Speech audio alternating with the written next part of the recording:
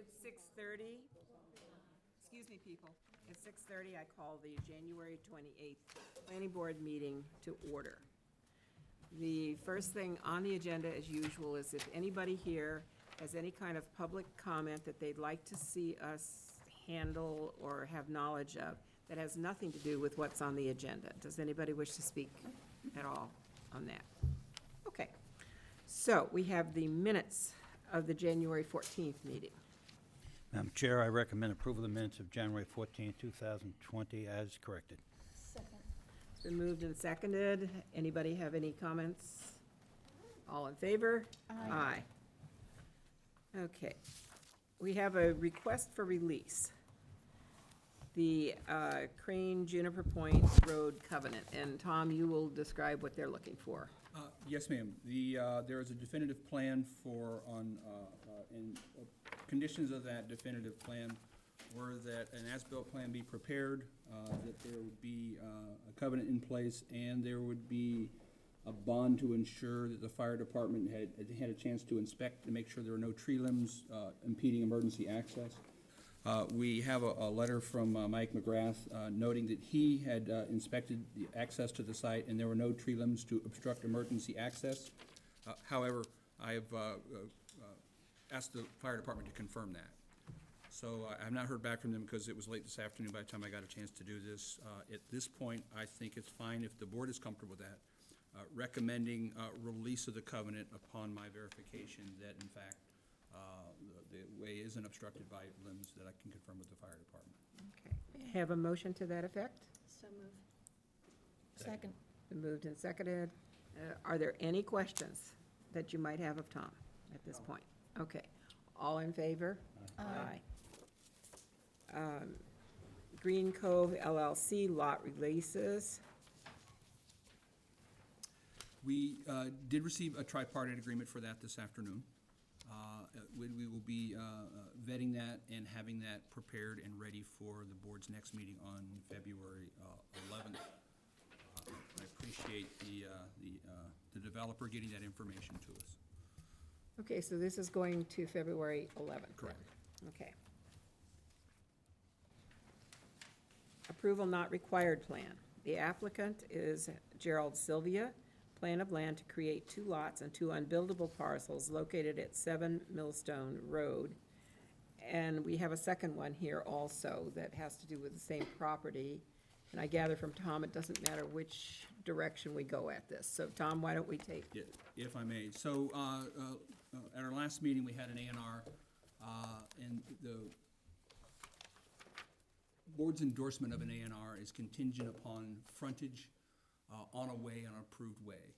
So those lots last week, or the last meeting, had that frontage. Both of these plans for this meeting have that frontage. There is a need by the applicant who is selling a piece of this land for one of these plans to look with the lots in a particular instance, and the second plan to look after one of the pieces of property has been conveyed. So it's a bit unusual to have 2 A&Rs for the same piece of property.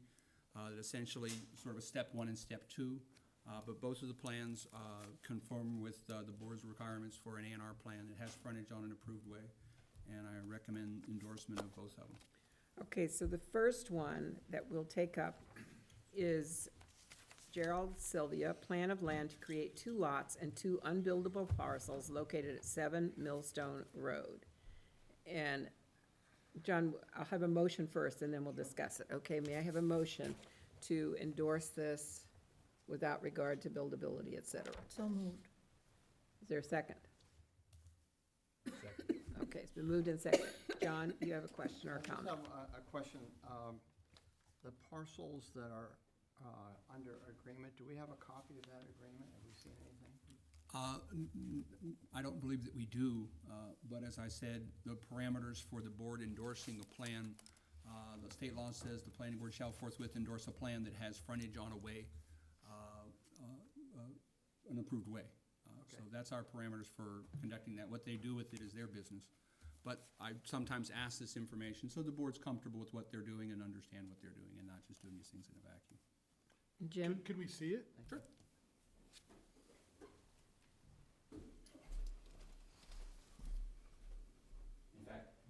I can answer questions if you'd like.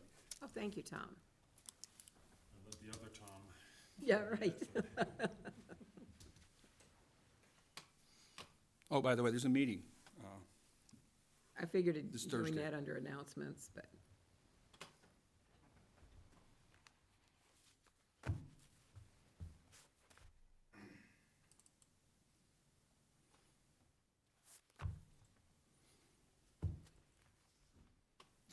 So this is Plan 1. It shows 3 lots. This particular lot, Lot 2, actually wraps around Lot 1 to here. The lot in the back, Lot B, doesn't change as far as it goes, and so they're creating essentially this Lot 2 that wraps around the back of Lot 1. There's frontage, frankly, on both sides because the next Plan 2 separates this lot from Lot 2. And I'll be happy to show you that one just for,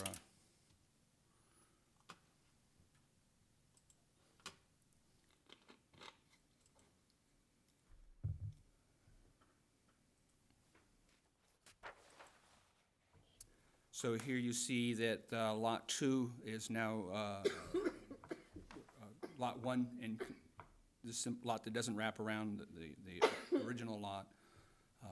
Lot 4 now comes here. This has frontage, and this is the lot that is going to have according to the folks I've spoken with at the 300 committee, a preservation restriction on it to allow farming to continue.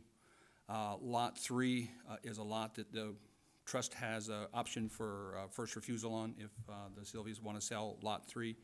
And then the rear lot, its frontage is reduced to some extent because it's not a buildable lot after it's been conveyed. So they'll be taking some of that frontage from here. So those are the 2 plans. I said it is rather unusual to have 2 plans for the same piece of property in the same night.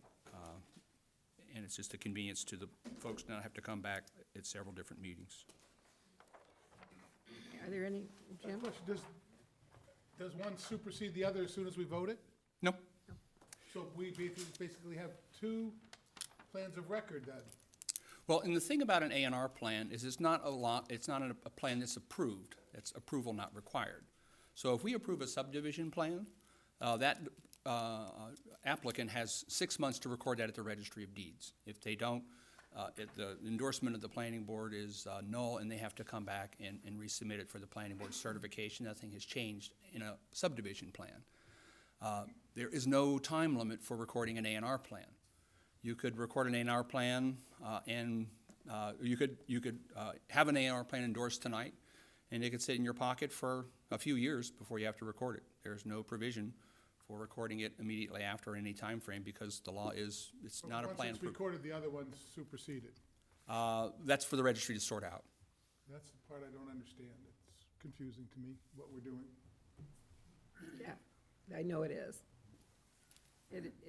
Because the 300 committee wanted some assurances that things were going to be as they had expected. Mr. Fox's question. I'm sorry? I'd be happy to try to address Mr. Fox's Oh. question. That's fine, Kevin. For the record, Kevin Clower, attorney with Ahmed Clower Law Firm here in Falmouth. We represent Mr. Sylvia. The reason for the 2 plans is we're trying to avoid any issues of merger with the unbuildable lots. So the intent is to create the first plan, record that, deed the unbuildable lots, and then record the second plan so that there's no issues of potential merger. Is this essentially in order that we're taking them up, or? Yes. Okay. Exactly.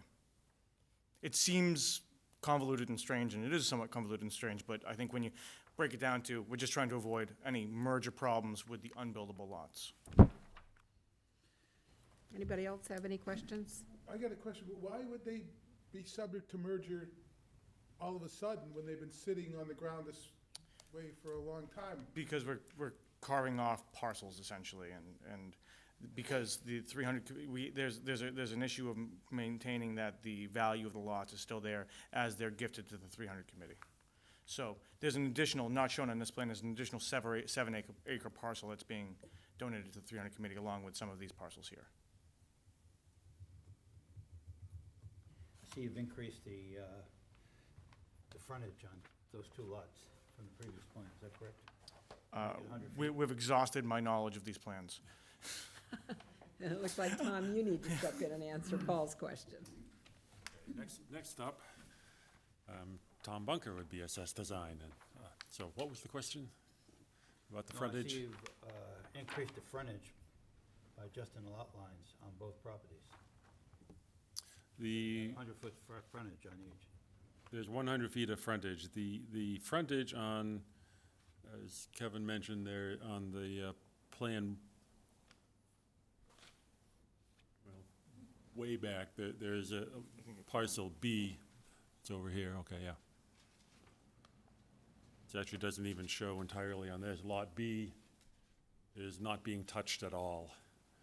That lot is being sold or gifted to the 300 committee as is. This parcel A has no frontage. It's unbuildable. It's not taking any of the frontage because it meets at a point here, but that's being conveyed to the 300 committee. That's one of the unbuildable parcels. Parcel B in the back has no frontage, obviously, and that's being conveyed to the 300 committee. And so on this lot here, which has more than 200 feet of frontage, this lot that wraps around has more than 100 feet of frontage up here on Millstone and Curly Boulevard, and more than 200 feet of frontage on Millstone in this location. And then when that gets divided, then we have the 100 feet of frontage here, and it's more than 50 feet wide all the way back to Lot 3. This Lot 2 has the 100 feet of frontage in this location. Lot 1 has the same 100 feet of frontage that it had on the first plan. That's not changing. So as far as one superseding the other, this Lot 1 from the first plan will remain. This Lot 1 is identical on both plans. And then the Lot 2 that was created on the first plan is now being divided into these other 3 lots. So 37-1 refers to the first Yes, and 37-2 is the they're second. dated a day apart, and they have a slightly different drawing number in the bottom, yes. Which is the 300 committee lot? Say, which is? The one for the 300 committee? That's Going- the- Going to the 300 committee is on the plan 1.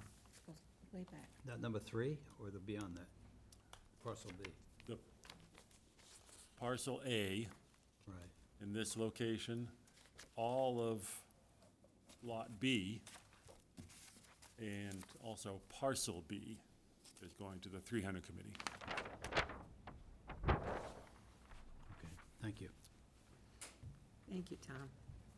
Are there any other concerns for the planning board? Okay, the first one on here has been moved and seconded. All in favor? Okay. Thank you. Then we move on to the second one, which is Gerald Sylvia, plan of land to divide one lot into 3 lots located at 7 Millstone Road, BSS Design. And that has been described too with this joint description. Does anyone have any questions on that? Okay. May I have a motion? Move to endorse. All in favor? Aye. Thank you. Thank you. Thanks. We don't normally have that kind of thing with an A and R, but No, this was complex. Could I ask a question now that it's decided? What's to become of Mr. Silver's driveway? It appears to be now on the 300 committee. There is an access, the driveway will remain, there's an easement. This parcel, the 300 committee will basically own the driveway, but there's an easement across it to get to the other lots. Thank you.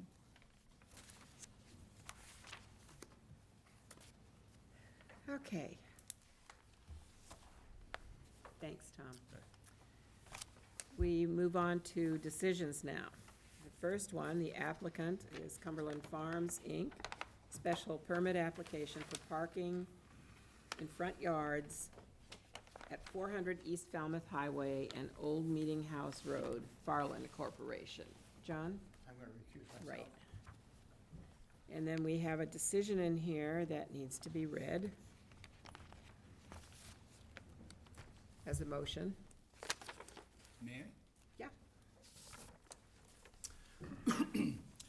Motion that the planning board approve the application of Cumberland Farms, Inc. and grant a special permit pursuant to section 24109E to construct parking lots within the front yard located at 400 East Falmouth Highway and 8 Old Meeting House Road, also shown on Assessor's Maps 33, section 12, parcel 007, lot 000, map 33, section 12, parcel 008, lot 000, as depicted on plans entitled A, Site Plan, 400 East Falmouth Highway, Assessor's Map 33, Block 12, Lot 7, and 8 East Falmouth,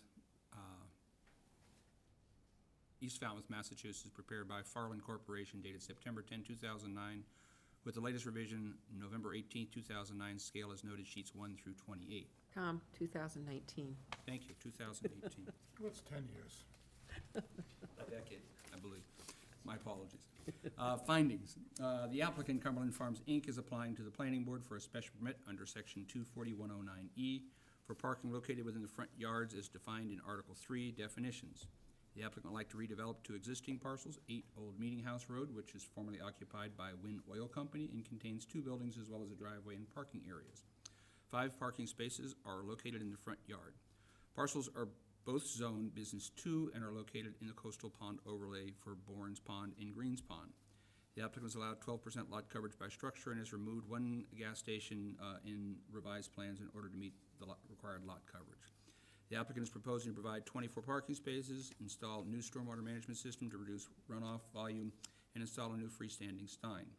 Planning board had approved a site plan for the property at the December 10, 2019 meeting.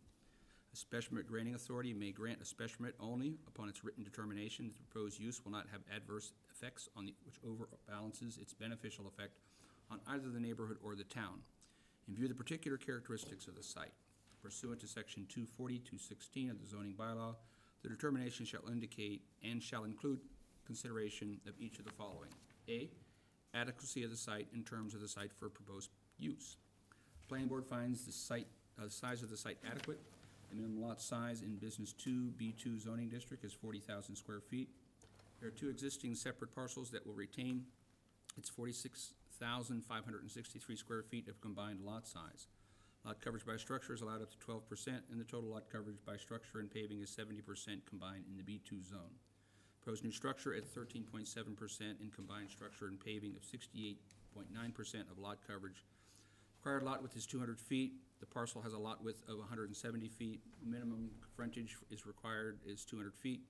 Parcel contains approximately 438 feet of frontage on East Falmouth Highway and Old Meeting House Road. The proposed project complies with these requirements. B, suitability of the site for the proposed use. The planning board finds that the site is suitable for the proposed use. The zoning in Business 2, which allows for motor vehicle service stations.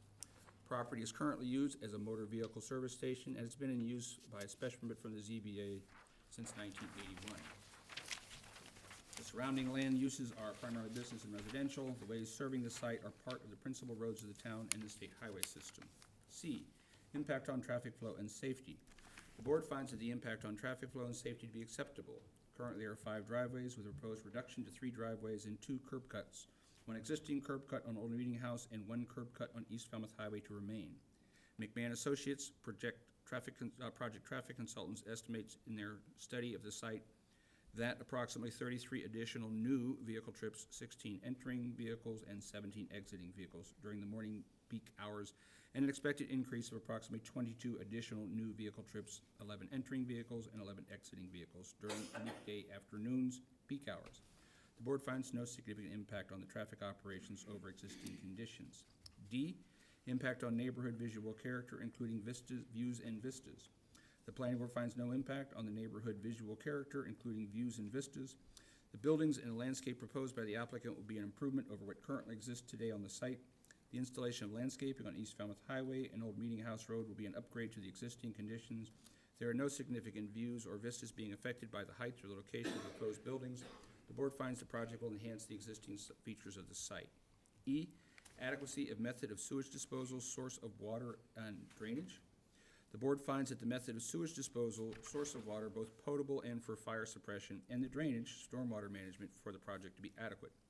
The redevelopment of the site will upgrade existing drainage and contain all stormwater on site. The applicant will need a Board of Health approval and has no issues with the Board of Health staffs regarding the feasibility of the proposed on-site septic. Proposed water system has been revised based on the Water Department's comments and is subject to final approval. E, adequacy of utilities and other public services. The board finds these to be adequate. Site is served by power and telephone utilities and is adjacent to other public services, including cable and internet connections. G, effect of the proposed project on the adequacy of the supply of affordable housing in town. The planning board finds no effect on the supply of affordable housing in town. H, the decision of the planning board under Article 39, site plan review. The decision of the planning board under Article 39, site plan review dated December 11, 2019, will be incorporated and made part of this decision in its entirety, including but not limited to the plans cited and the conditions imposed. I, compliance with all applicable sections of the zoning bylaw, including but not limited to all performance requirements under Articles 22 and 24. The planning board finds compliance with applicable sections 24109E of the zoning bylaw and incorporates the planning board's decision under Article 39, site plan review, all performance requirements under Articles 22 and 24. Therefore, given the above and conditions to be imposed below, the planning board finds the proposal to have parking within the front yard will be in harmony with the general purpose and intent of the character of this proposal and will not have adverse effects which overbalance its beneficial effects on either the town or the neighborhood or the town. Conditions. 1, the decision of the planning board under Article 39 site plan review dated December 11th, 2019 for Cumberland Farms, Inc., as a letter to the building commissioner and attached hereto, is hereby adopted and made part of the decision in entirely, including but not limited to plans cited for approval and conditions imposed therein.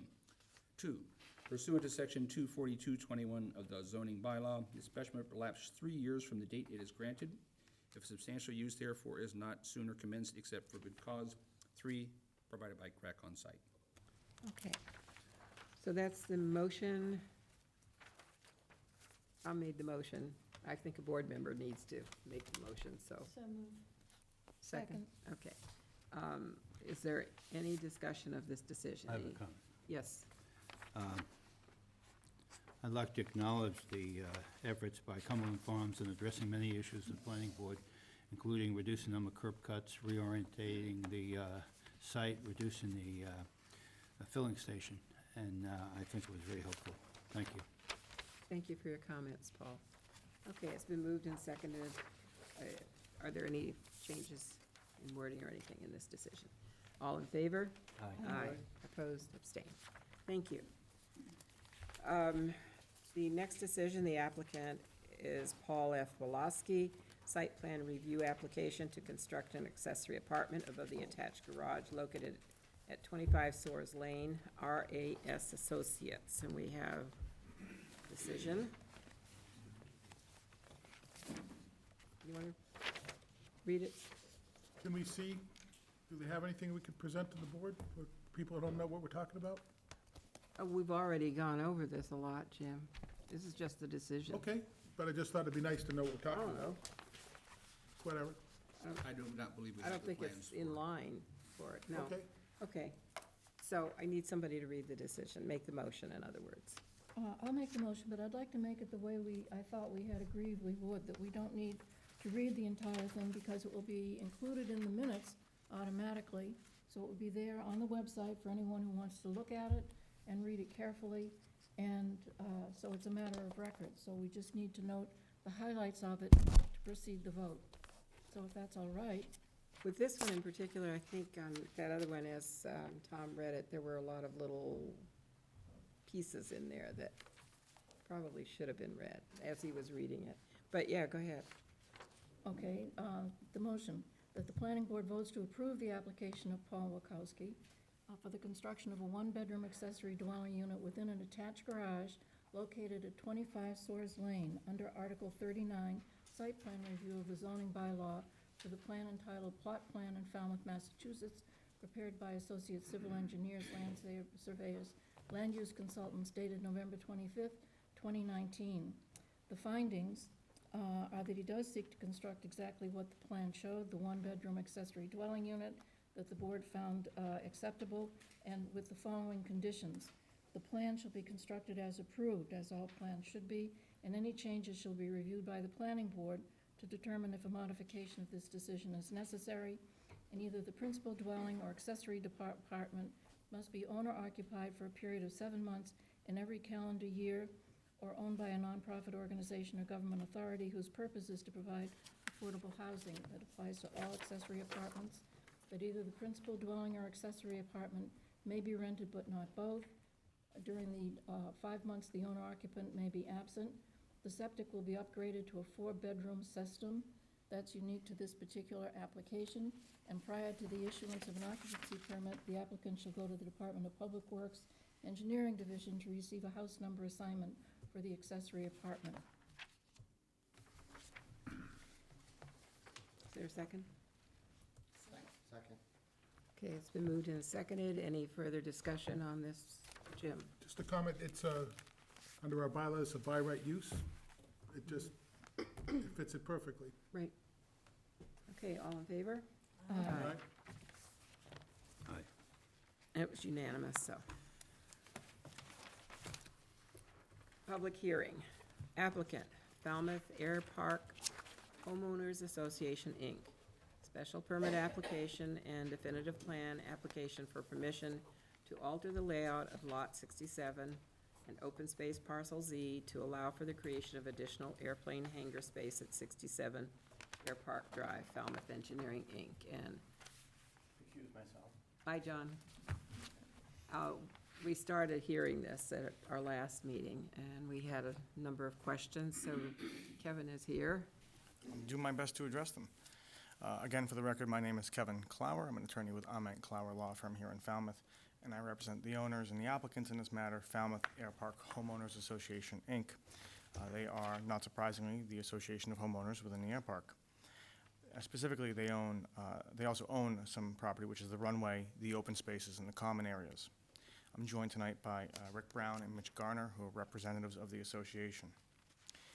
At the last meeting, some of the members expressed some concern that the intent of this was to expand to a more commercial use. So following the meeting, I spoke with the clients and had a chance to review the applicable permitting documents, and I actually think there's a very straightforward way to address this. The applicants intend in time to develop the additional hangar space to service the planes that are presently on the site, both in the existing hangars and on the outside tie-downs. Presently, they have 18 leased hangar spaces spread out over 5 buildings. Those are leased to owners and non-owners within the association. If all of the potential redevelopment were to occur, 2 of those hangars would be lost, and an additional 24 would be added. So we'd be talking about a total of 40 hangars that would be available for leasing. The original planning board decision, issued on June 4th, 1986, states that the max number of leased spaces on the runway lot, 40 spaces. If all the potential development was sought, there'd be a total of 40 available leased spaces. In addition, our engineer, Mike Borselli, did make a minor revision to the plan, which I'm going to submit now, in response to comments from the engineering department. Specifically, they just said that the drainage calculations didn't match the existing plan, so he added some additional gravel to the drainage pits, so.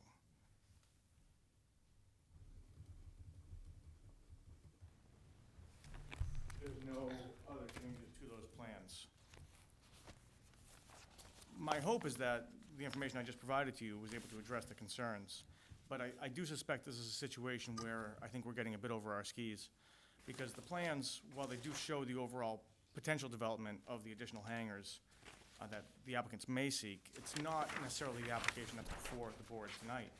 What is being sought is a modification of the lot line between Lot 67 and the open space parcel.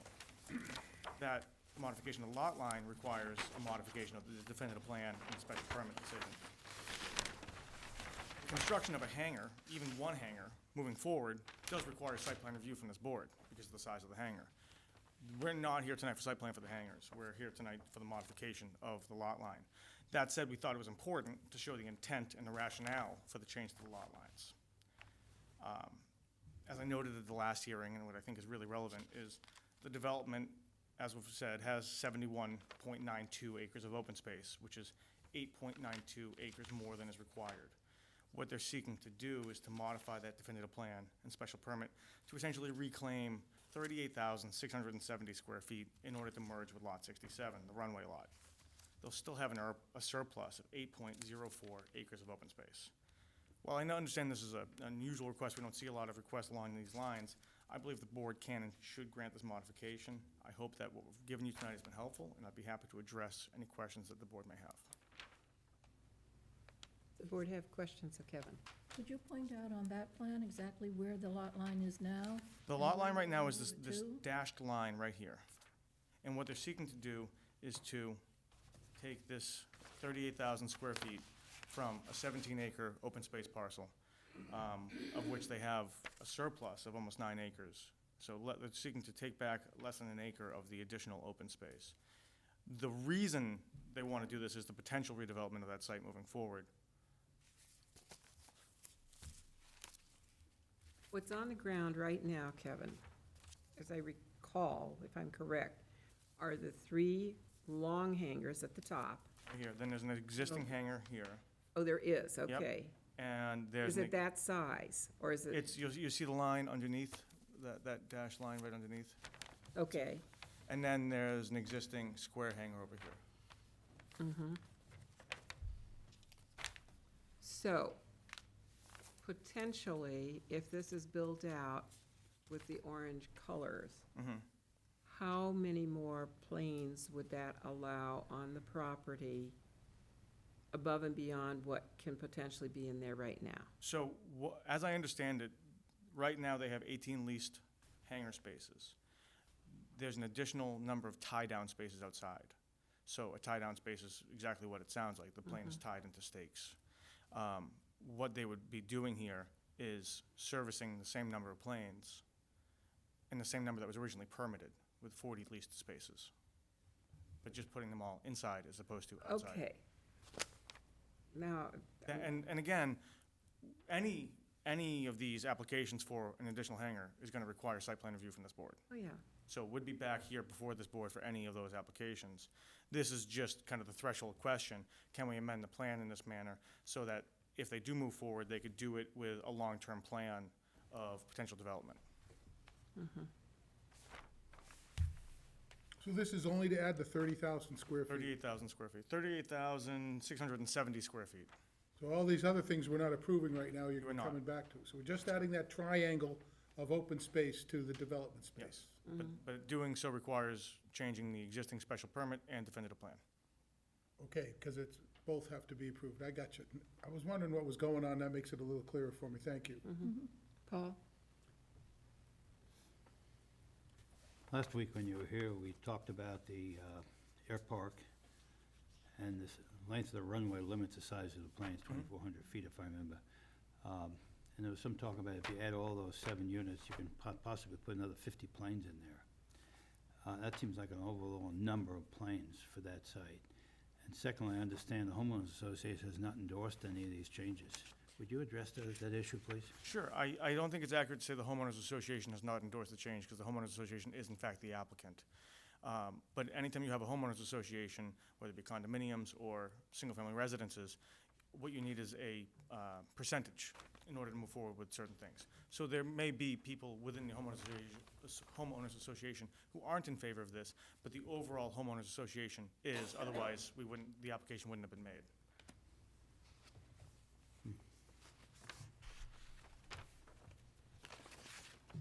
Okay, any Are other, they endorsing it, or are they not endorsing it?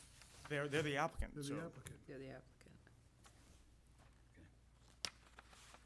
Any other questions or comments? So the homeowners association is the applicant, and therefore you're making the correlation that they're also endorsing it, despite the fact that not all of the residents of the airport. Individual members may disagree. What's but- the percentage of people who have? Typically speaking, with a homeowners association, you're looking at about a 2/3 in favor in order to move forward with something like this. And you have that? Yes. Any other comments from the board? Okay, I move to the public. Anybody in the public wanting to make comments? Okay.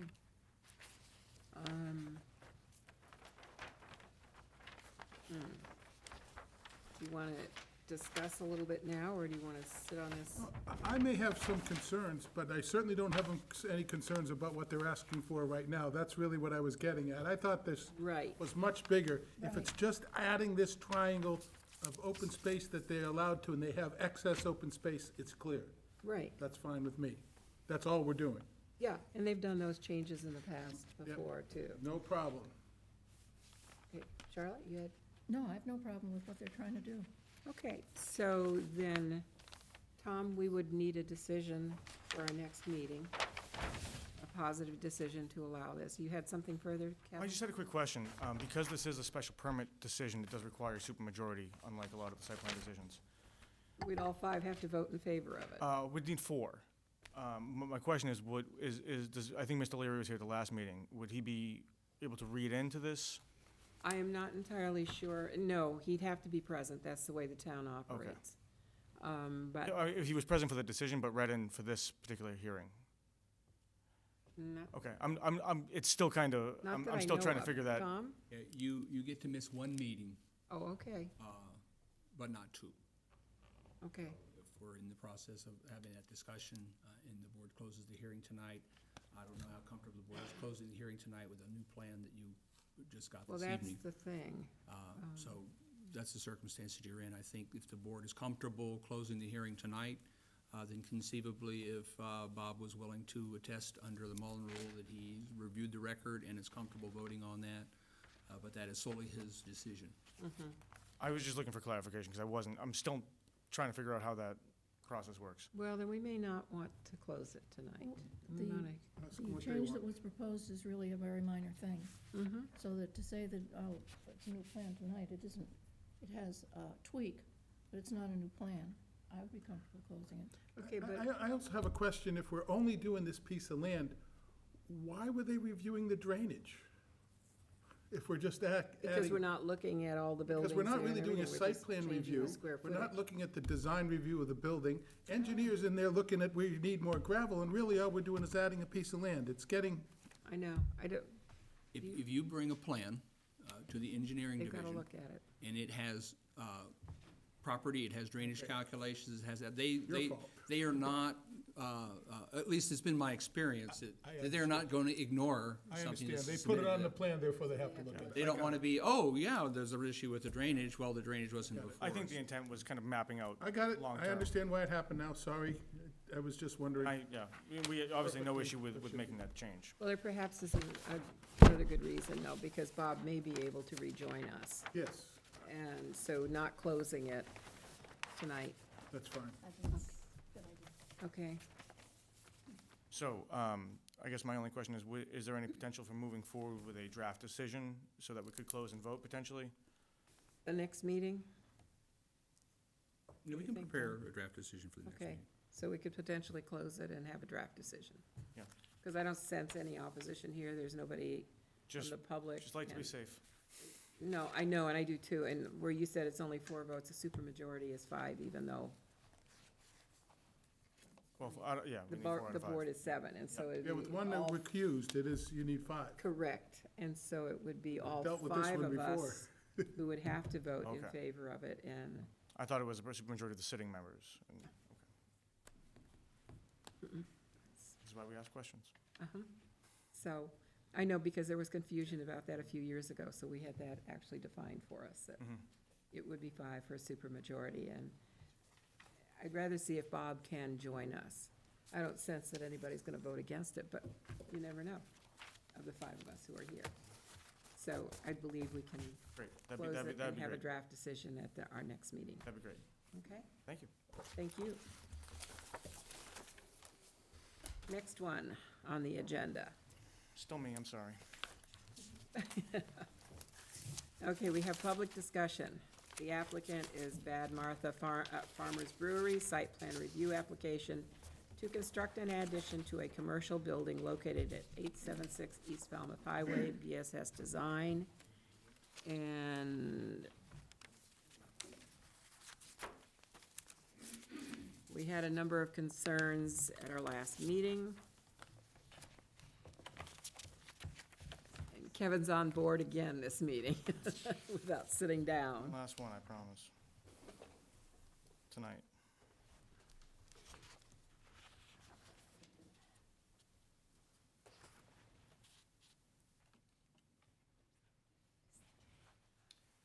Good evening, Madam Chair. Again, for the record, my name is Kevin Clower, an attorney here in Falmouth. I represent the applicant, Bad Martha Farmers Brewery, LLC. They're the owners of 876 East Falmouth Highway. I'm joined tonight by Tom Bunker, BSS Design, as well as by Joshua Flanders and Ralph Younger, the manager and assistant manager, respectively, of Bad Martha's. To offer a brief recap, we are applying for modification of the site plan review decision that was issued last year. There's two significant changes that the applicant are seeking. We're seeking the addition of a raw bar shed to be located in the exterior entertainment area, and which will allow for raw bar service in the addition of a tap to serve the existing customers. In addition, they're looking to make an addition to the interior storage space located at the rear of the building, being the north side. Neither of these changes should require any change to the parking. They won't add any seats or increase the capacity of the brewery. Rather, they're intended to provide a more efficient means of dealing with existing materials and customers. Given the location of the proposed shed, a special permit is required from the Zoning Board of Appeals. We had our initial meeting with the Zoning Board last week, which has been continued until February 20th, pending the Planning Board's review and decision. At the last hearing, we were presented with a number of complaints from abutters regarding outside noise, as well as concerns expressed by this board. Correspondence was submitted to the board last week, seeking to address these issues, these complaints, as well as the concerns of the board. The letter lays out the steps that have been taken and will be taken by the applicants moving forward to ensure that no issues occur. Outlined in those steps, they've hired Mr. Younger as the assistant manager. His sole duty is front of house responsibility. They've had written procedures regarding entertainment and music developed, posted, and distributed to all employees. Included in these procedures are all outdoor music is to be reduced at 6 and off entirely by 9. All outside live music is over at 6. The exterior speakers that are located outside and had faced outward have been relocated to face the building and the site to reduce ambient noise. As part of the construction of this project, at the suggestion and direction of this board, the applicant constructed and landscaped a significant berm on the southern edge of the property between the building and Route 28. Although not part of the original decision, I did bring the previously approved landscape plans, which I have up here, and the copies to submit.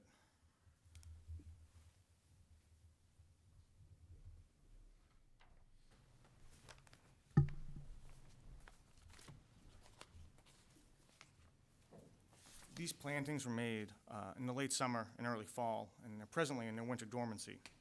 They've not yet had a full season to grow and to fill in. The applicant has expressed a willingness to thicken the landscaping as was requested, but would propose giving the existing plantings an opportunity to fill in. Adding additional plants as they're presently situated would only serve to crowd or choke out the existing plantings. Similar to conservation plantings, the applicant would monitor the growth, remove and replace plants that don't take, and as growth continues, seek to fill in and augment the thinner areas. Shown as a specific area of concern is the eastern edge of the berm in the landscaped area along Route 28, which the applicant is happy to do. But again, I think it's appropriate to give the existing plantings a chance to come to maturity. And they did select plants that were on the higher end of the maturity scale, so we're not talking about years, we're talking about months in this case. I think it's really relevant to note that the applicant has created a beautiful site, and I think a great experience. It's a vast improvement over the past conditions that brought a strong, vital business to East Falmouth, and they are striving to be a good corporate citizen and neighbor. The steps that we've outlined are all designed and intended to improve the site and operations and to address the concerns of the board and the abutters. The proposed improvements do not increase or affect the capacity. They allow for better and more efficient servicing of the existing customers. As I mentioned at the last hearing, I believe this project is a success, and it's one I'm proud to have been a part of. In fact, this past weekend, I went there with my family. I brought my entire family, including my young children. I met with some other friends, and they had their families with them, and we had a fantastic time. I think this is a great addition to the town. The fact that the applicant's seeking to find ways to improve the project as it stands today, when it's already been a success, is encouraging to me. I hope we've been able to address the board's concerns. I, along with Mr. Bunker, Mr. Younger, and Mr. Flanders, will be happy to address any questions that the board or the public may have. As always, thank you for your time. Charlotte? Kevin, I've got 3 plans here, and I'm not certain which is the original approved. The one that you just handed out is marked original, March 29, 19, and it includes a fire pit and a bocce court. This one right here, oh, that's the same thing, but Pat's copy, seems to be the original that in fact we did approve, and it says that area is a lawn So, entirely. as we talked about at the last hearing, the applicant did make changes to the site plan that did not go through the approval process, specifically the fire pit and the bocce court. Those are the 2 areas. Those were done prior to during the construction process. The landscape plan was not part of what was approved by this board. That was one that was done. There was no real landscape plan in the approved packet. There's a plan that shows, I have it here, I can pull it up on the board.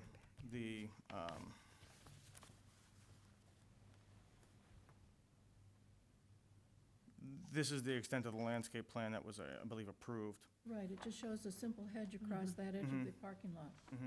And with a 3-foot-high planted berm, and I believe the intent had always been to have it, a more substantial landscape plan prepared. This is what was prepared in March of, the plans were approved in September, the landscape plan was prepared in March. But I just wanted to confirm that the fire pit and the bocce court that pulled people closer to the street, make it a more active area, they weren't in the approved plan.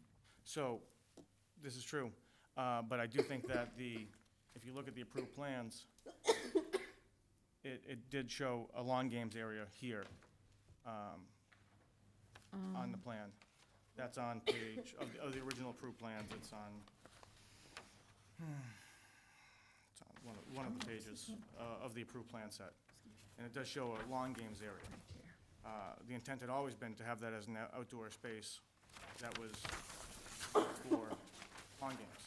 I think that bocce certainly is a lawn game. Whether or not the bocce court should have been approved, I think that, in retrospect, the answer is yes. I think at the time, that wasn't necessarily clear to the applicant. But it's clear to the applicant now. It certainly is. Thank you. Does the board have other comments, questions? Paul? Yeah, I do have a comment. In the development of this project, I thought the applicant was very helpful in trying to make a lot of changes that we requested, and they've done that. They've made some changes since then. I think the concerns of the neighbors about the noise are a very, very real one. And I appreciate the efforts of the owner to address those with time limits and things like that. I think it goes a long way. That's really not us. That's another town department. But I'm wondering where this is going, because you've added a bocce court and whatnot. You have a big open area. We're gonna have tents in there with 4th of July parties and, St. Patrick's Days and things like that. Where's this thing heading? I don't think that, I don't think that's anyone's intent to increase, because we're still limited by capacity. We're still subject to building code limits. Yeah. We're still subject to the same limitations we'd otherwise be subject to. This isn't designed, what they proposed is not designed to bring more customers in, but to better serve the existing customer base. We have limitations as to parking, we have limitations as to interior space, we have limitations as to capacity for building code and fire. That doesn't change. Hopefully the landscaping, as that gets more mature, that would help with the lights as well. I agree. Okay, thank you. John? I'd like to ask the town planner for a little bit of guidance here regarding the structure they want to put in the front, and if there's a different way to abate the noise, including eliminating outdoor speakers, even though it may or may not be in our purview. I just want to comment on that. I don't believe that there's been any complaints filed for noise officially with the town on this issue. I happen to be sitting in the planner's office and heard it discussed, and I don't believe it is our job. I believe the selectmen actually deal with this, and I think as boards, we all need to be careful of stepping over and doing other boards. I know it's well-intended, but I believe the noise and sound issues are driven by the selectmen and not by the planning board. So if we start responding them here, we're kind of saying to everybody, okay, keep bringing them here, we'll do them more and more and more. And I'm just advising us, I think it's not our job. Tom, John had a question. Yes, so I did email with town council, quote, I wanted to make sure the board would not be overstepping their bounds in the event they rejected the proposed building within the front yard setback of Bad Martha and required the removal of the fire pit and the bocce court, which were not on the original approved plans. The board heard testimony from neighbors about noise from the site, which opened in fall. The brewery has not been opened summer season yet. The board is meeting again on 1/28. So I prepared a memorandum that I shared with you previously, and Frank has replied back to us thank you, Tom, for this explanation. The language, the standard conditions seems to cover this, that any changes shall be reviewed by the board under 24191. Purpose clearly states the planning board site plan is intended to review and consider relative matters as so to prevent a detriment to the neighborhood. So under our site plan review guidelines, and I'm going to paraphrase it rather than read each part of that, is that the purpose and intent of the site plan approval is to ensure the design and layout of a development permitted by right or special permit will constitute a suitable development and will not result in detriment to the neighborhood or the environment. This chapter includes, but is not limited to, the performance measures of parking and landscaping. So under landscaping, that purpose and intent includes to assist in reducing incompatibility between abutting uses and provide barriers and relief from, amongst other things, traffic noise, and further goes on to say in section B, that to this purpose, it's the intent of the town that sidewalks, streets, and parking spaces shall be shaded by trees, parking, service, outdoor areas be screened from the view of the street and neighboring properties, and that residents be buffered from commercial activities. In plan contents under a landscape plan, it talks about showing the locations of things, including landscape objects and structures. Now, a landscape object is any fixed feature in the landscape which does not require a building permit, which would essentially be the bocce court and the fire pit. There is in those residential buffers in the landscape bylaw particular standards that can be achieved for buffering the neighbors from that noise. Included in those requirements to buffer the neighbors or residences is one, 2 rows of evergreen trees from the approved list of species, at least 6 foot high and planted at intervals recommended on the approved list, and faced with a row of shrubs at least 3 feet high. So that's one option, 2 rows of evergreens and a row of shrubs. Second option, 1 row of evergreen trees from the approved list, at least 6 foot high, planted at intervals recommended, and faced with a row of shrubs at least 3 foot high and backed by a solid fence at least 6 foot high. And then option 3 is a berm a minimum of 5 feet high with no slope greater than 3 to 1, planted with trees and shrubs so the ground is completely covered with vegetation. So from town council's perspective, the board is well within their right to, rather than try to manage the operations of the business, is to require parameters in the site plan to make sure that that screening is in place. So at this point, the board is fully under their, enabled to say, we think if there's a noise issue, and while the police department has not received any noise complaints, as been confirmed by town council, the Board of Selectmen's office has. I know me as a neighbor, if my neighbor was making noise, I'd call my neighbor and hope my neighbor would sort it out before I called the police. So I don't know to what extent we're at that. But it's fully within the board's parameters to say the things you didn't put into your plan need to come out, because we talk about this all the time. We've had several instances in the past where the board has approved a site plan and the applicant has just put in things that weren't on the plan and hope maybe nobody noticed, or hope that it'll be okay if they came back later on and asked for forgiveness. So at this point, we have a circumstance where a plan has been approved by the board. They're coming back to ask for an amendment to that plan, which includes a couple of features that were never in the plan to begin with.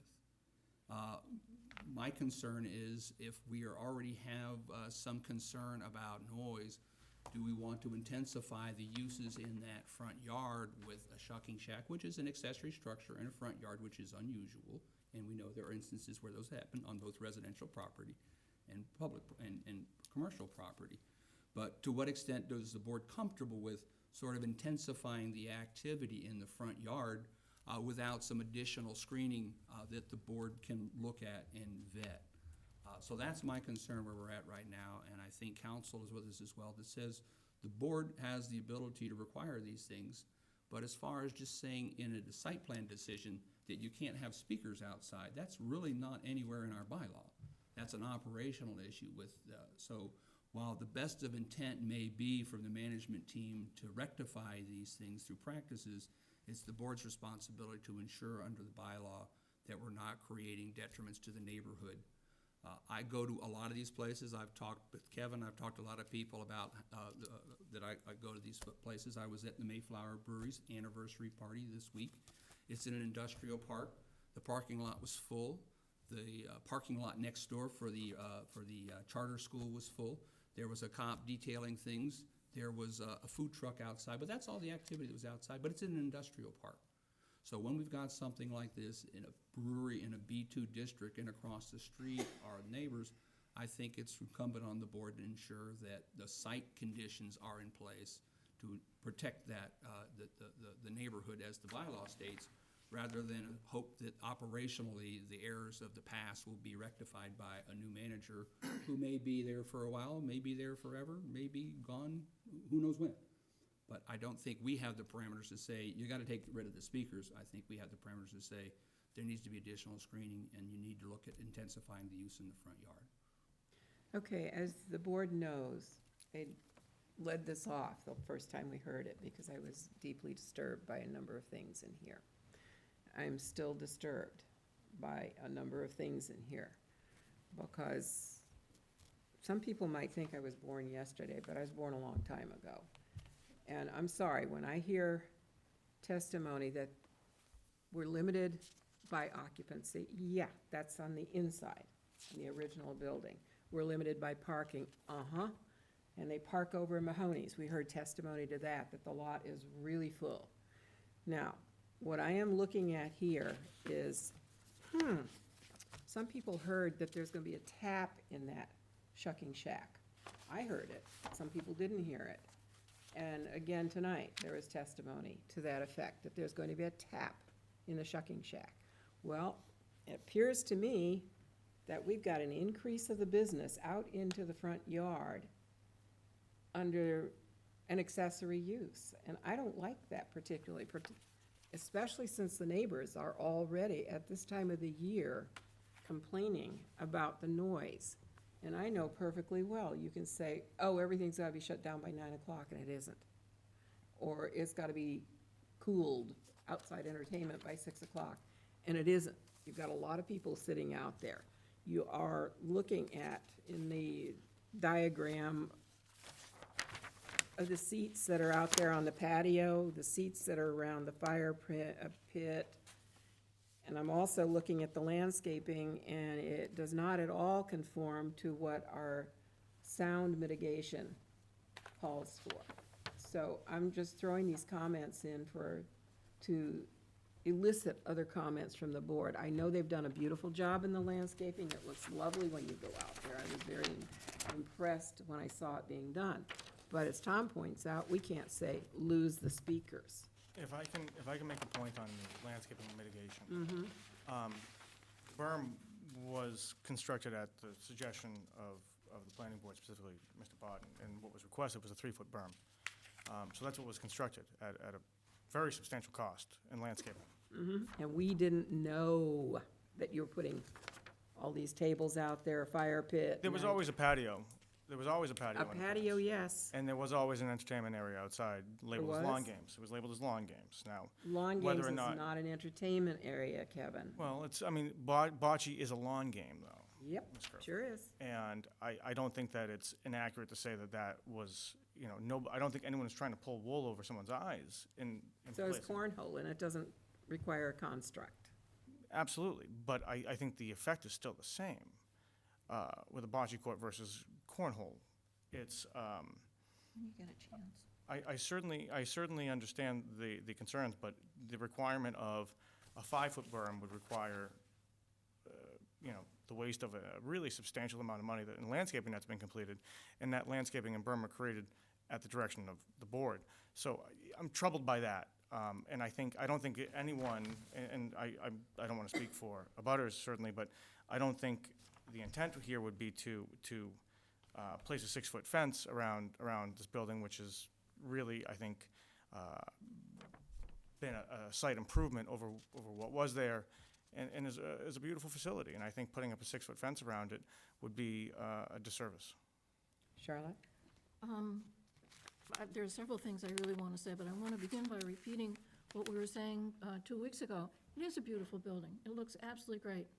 And you cooperated with the board, that was wonderful, but it was never the board's intention to create a real detriment to the neighborhood by an 18-hour noise den. It just wasn't our intent.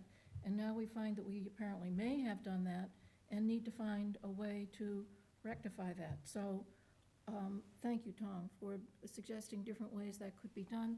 I'm wondering something. If we were to say that, okay, so just follow me for a minute. If we were to say that those things that were not initially approved, that now have appeared as structures here in the front yard, if those are taken away, and we don't approve the shucking shack that might have a tap, or might not, so we take out the things that are bringing noise forward to the street, may we then say, but what's okay with this thing that you need at the back for additional storage?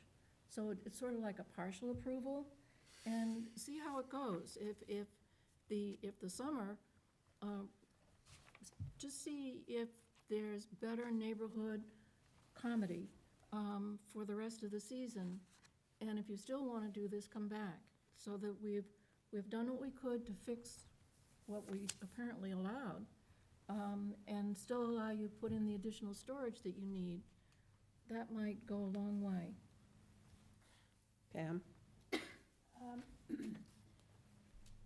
My initial question is, and Ralph, you may be able to answer this, in that shucking shed, will people be coming up to that shed to get seafood? Yeah.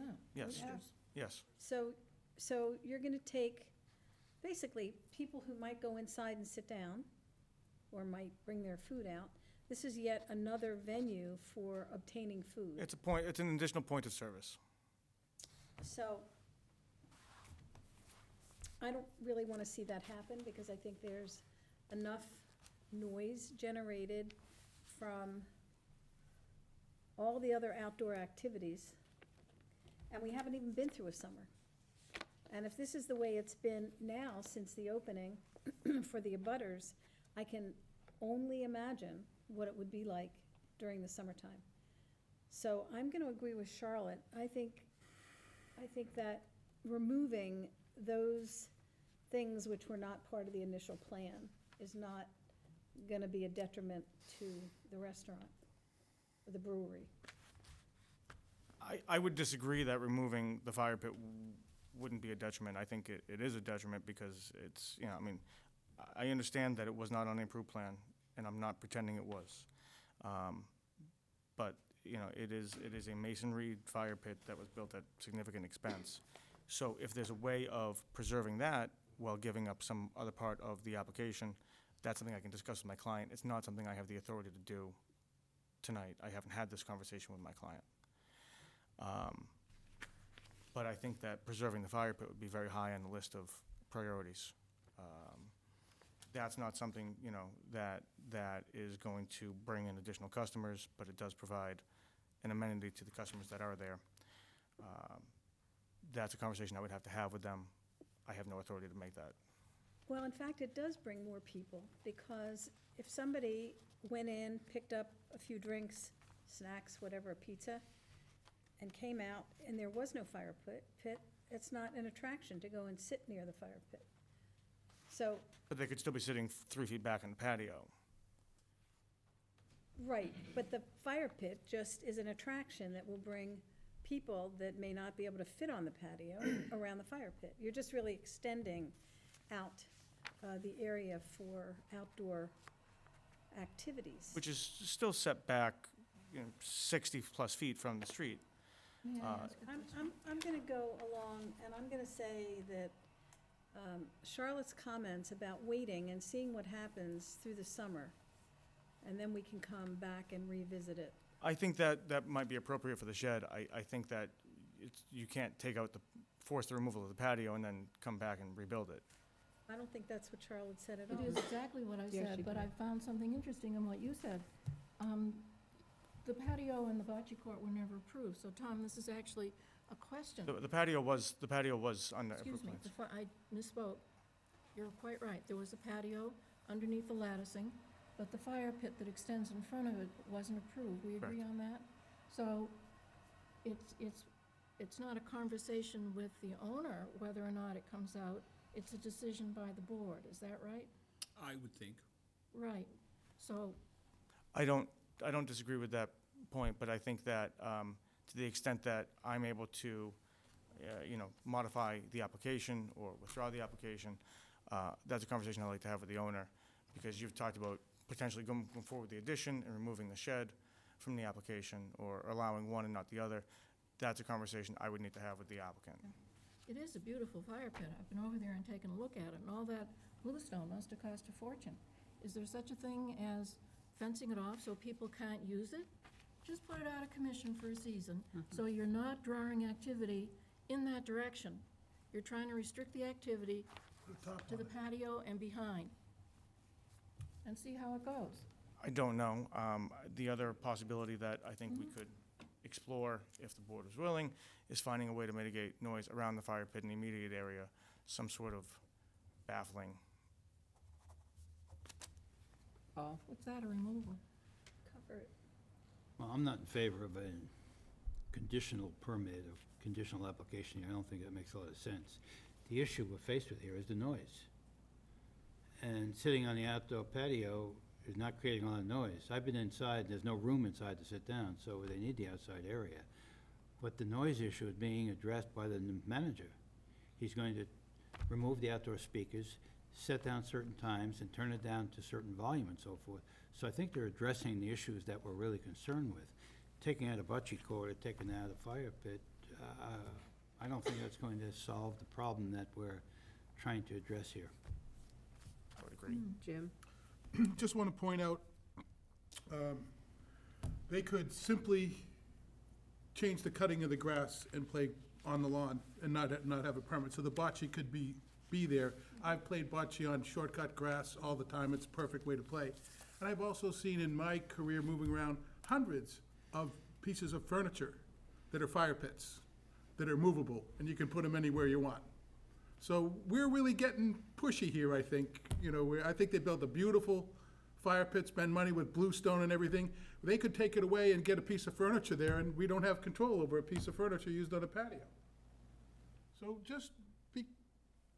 I'm just cautioning you folks that are having your opinion. I just have a different view and thought you should hear it. Well, that's not entirely the whole issue. The noise is the issue, and it's But the my important view on the issue. noise is that is not our role. I understand. I think I understand Okay. your point, but my point, there's really two pieces of it, and the second piece I really didn't say out loud at all. We approved a plan, and they built something different. We don't like that, I don't like that, and I know that you don't like plans that flout the approval of the planning board. Just down the street here, we had a similar situation last year where we approved a building and they built something slightly different, but it was substantial enough that we held them up for a long time on that. Yep. Yep. So here we have a And I'd like to situation. point out, if you could go back and walk the site now, would you be able to point out the differences? No, Okay, just want to make that, no, absolutely not. neither could I. But, so your point is That's true. because it's difficult to look at a building and say, you know what, I think that building's 3 feet bigger. And that's hard to do. Right. I could go over here and say, look at that, they took out the fire pit. I like your idea about giving them a chance. And I think if they could hold off on the shed for a year, prove they can do it, improve the landscaping, and top the fire pit in place, use it as a table, and maybe come back with another plan. But to make them tear out bluestone, Oh, I didn't think of topping it, but still build the extension in the back for storage. yeah, give them their storage. Say the shed, not today on the shed, we want to see how you deal with the neighbors, Fix the landscaping, fix the land, enhance the landscaping, and see if the and neighbors see if stay they come home back next with time. a year without any complaints, and then maybe then we'll let them expand. John? So I would just like to say a couple things, that because they built the fire pit and because they have the bocce court, they have guests there that they are trying to entertain. If those items weren't there, there wouldn't be any reason to have entertainment in the front yard. And I've read a couple of these text messages, responses from the management to the neighbors. It really couldn't be more condescending. I work here 90 hours a week. Oh, sorry, we didn't turn the music down again. And I'm just, my question to the applicant would be, would it be less expensive to find a way to automatically turn the music off like they say they would like to do, but they can't afford to do it or haven't found a way to do it? Or would it be less expensive to remove the items like the fire pit and the bocce court? I think that clearly one of those is going to be a better solution than the other. I think that the applicant has, that issue has not gone, has not been lost. What the issue you just raised about the response, the initial responses to the neighbors, has not been lost on the applicant and the owner, and that's been addressed internally. But what I haven't heard is the applicant say, we'll eliminate the music at 6 o'clock. I So, haven't heard that. And even it's not in our purview, sure. but my feeling is if these items were not in the front yard, there wouldn't be any reason to have music out there. So they did say they were eliminating live music at 6 o'clock, and they said that the outdoor speakers would be turned substantially down at 6 o'clock and off at 9 o'clock, is what the applicant had said in the written procedures. Whether or not Well- that's sufficient, you know, I suppose is Well, a subjective question. I'd like to hear 6 o'clock, or I'm going to be in support of what Charlotte has to say here.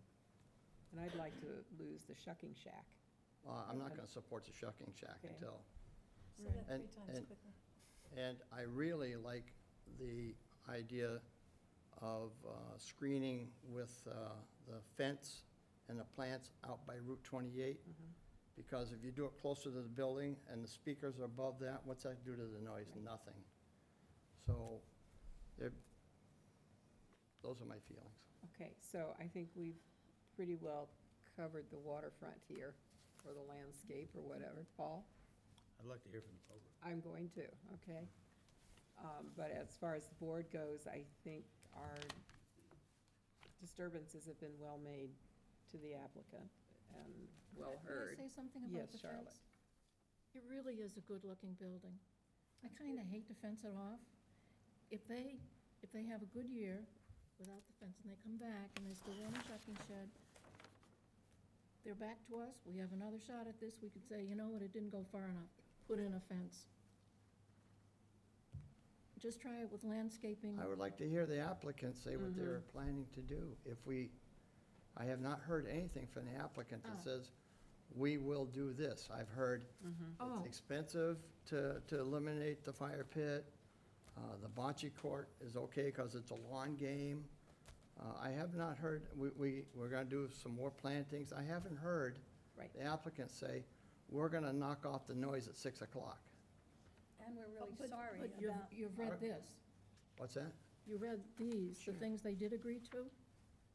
We don't know that they're gonna do it, but Changing the they speaker said, around and all that. the music is meant in background and kept out of below the volume that customers are easily able to speak over. That would depend on which customers. Outdoor speaker volume reduced at 6 and off at 9. All outside live music off by 6. So when I'm sitting at a traffic light and the car next to me has got their radio going thump, thump, thump, that might be music turned down to them. It's not turned down to me. But I know what music turned off is. Oh, I see your point, thank you. Okay. The other thing is too, when we're talking about, let's see how the landscaping goes. They did what we asked, putting a berm in there, but when you look at sound mitigation, we don't see 2 rows of evergreen trees here, and you know very well that those are the ones that really buffer the sound, because they fill in and they make a real good sound barrier. And there's an approved list. Or, you know, there are 3 different ways of mitigating the sound here.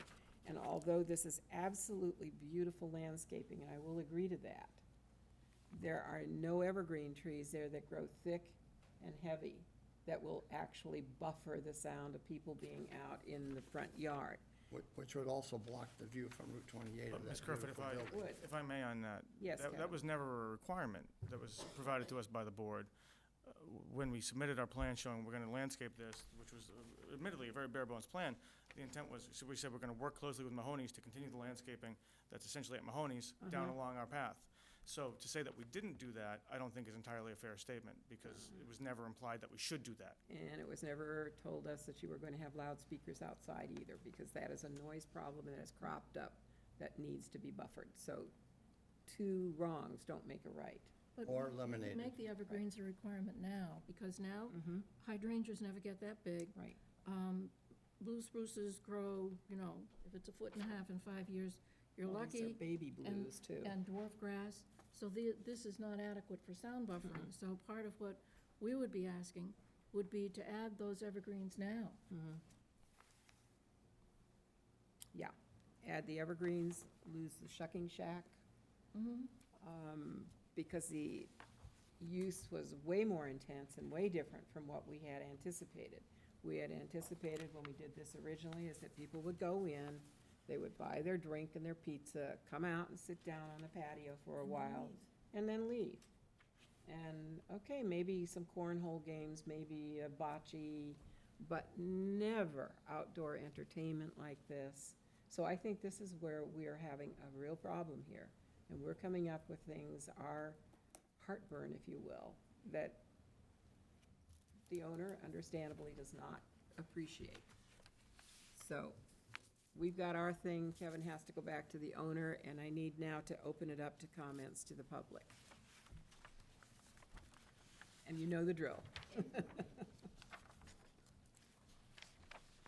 Deb Packard. I live at 889 East Falmouth Highway. I agree with everybody that it's absolutely beautiful what was done over at Bad Martha's, and it is a huge improvement site-wise over anything else that was ever there. That's as far as I go with my compliments now, just because of how it's been handled. One question that wasn't answered, and they keep bringing up that there's a capacity. I don't know that there's a capacity outside, and it doesn't seem that there is. And the more they keep adding, the more people just keep coming, the longer people are staying late at night. The fire pit certainly is a draw for people to come at night, stay late into the evening. Everybody knows the more people drink, the louder they get, and it is loud. It's not the lights. The lights don't bother us. I happen to have a fence in front of my house. It's the noise, and it's not just music, it's people. People out, it sounds like a party in my front yard from noon until whatever time they close at night. I don't think it's fair to neighbors. We all lived there before they did. So I feel it's on them to make whatever concessions they need to make. The old adage, we were there first, and I think that's important. Oysters 2 was a wonderful neighbor. They were closed at 9, everything was done at 9. I know Dino's in Mashpee, everything outside has to be done at 9, and that isn't just music, it's people. So everything moves inside at 9 o'clock, and I feel that it should be the same there. It's not fair to neighbors. I know that part is a selectman issue, so I won't address that here. So that's all I have to say. I hope, the Shucking Shack, I think, is a terrible idea to bring more, as you've all said, more traffic to the front. You know, as you've said, the plantings that were approved were based on what they first brought here, which is not at all what we're now facing with, and it's hard to go backwards. As somebody said at the last meeting, had they said everything that they wanted to put in the front, you probably wouldn't have approved it, and you would have said, put it in the back. And every day I think, what a difference that would have made. If they had been forthcoming on what they envisioned, they could have put everything in the back, everything would have still been beautiful, and the neighbors would have been happy. The building's still beautiful, it still would have been a draw. So unfortunately, we can't undo what was approved and what they've gone forward with, and I just hope they don't keep trying to add more and more and more. That's gonna make it more miserable for us. Thank you. Anyone else?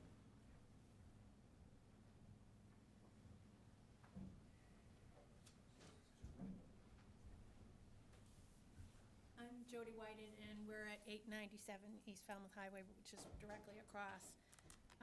And I agree with what a lot of you said, and the shucking shed is just gonna keep people out there longer. And the question now becomes, if they put the shucking shed in there, now you've got people on that lawn till, how long are they gonna be pouring beer out there? 9 o'clock, 10 o'clock, 11 o'clock? They have closing now on weekends that is 10 o'clock? So what happens this summer? Is that gonna be every night of the week, 10 o'clock, 11 o'clock? We're gonna have people out on that lawn serving beer? That's a big question. That's a lot of people out there. That is, like you said, a big party out in the front lawn.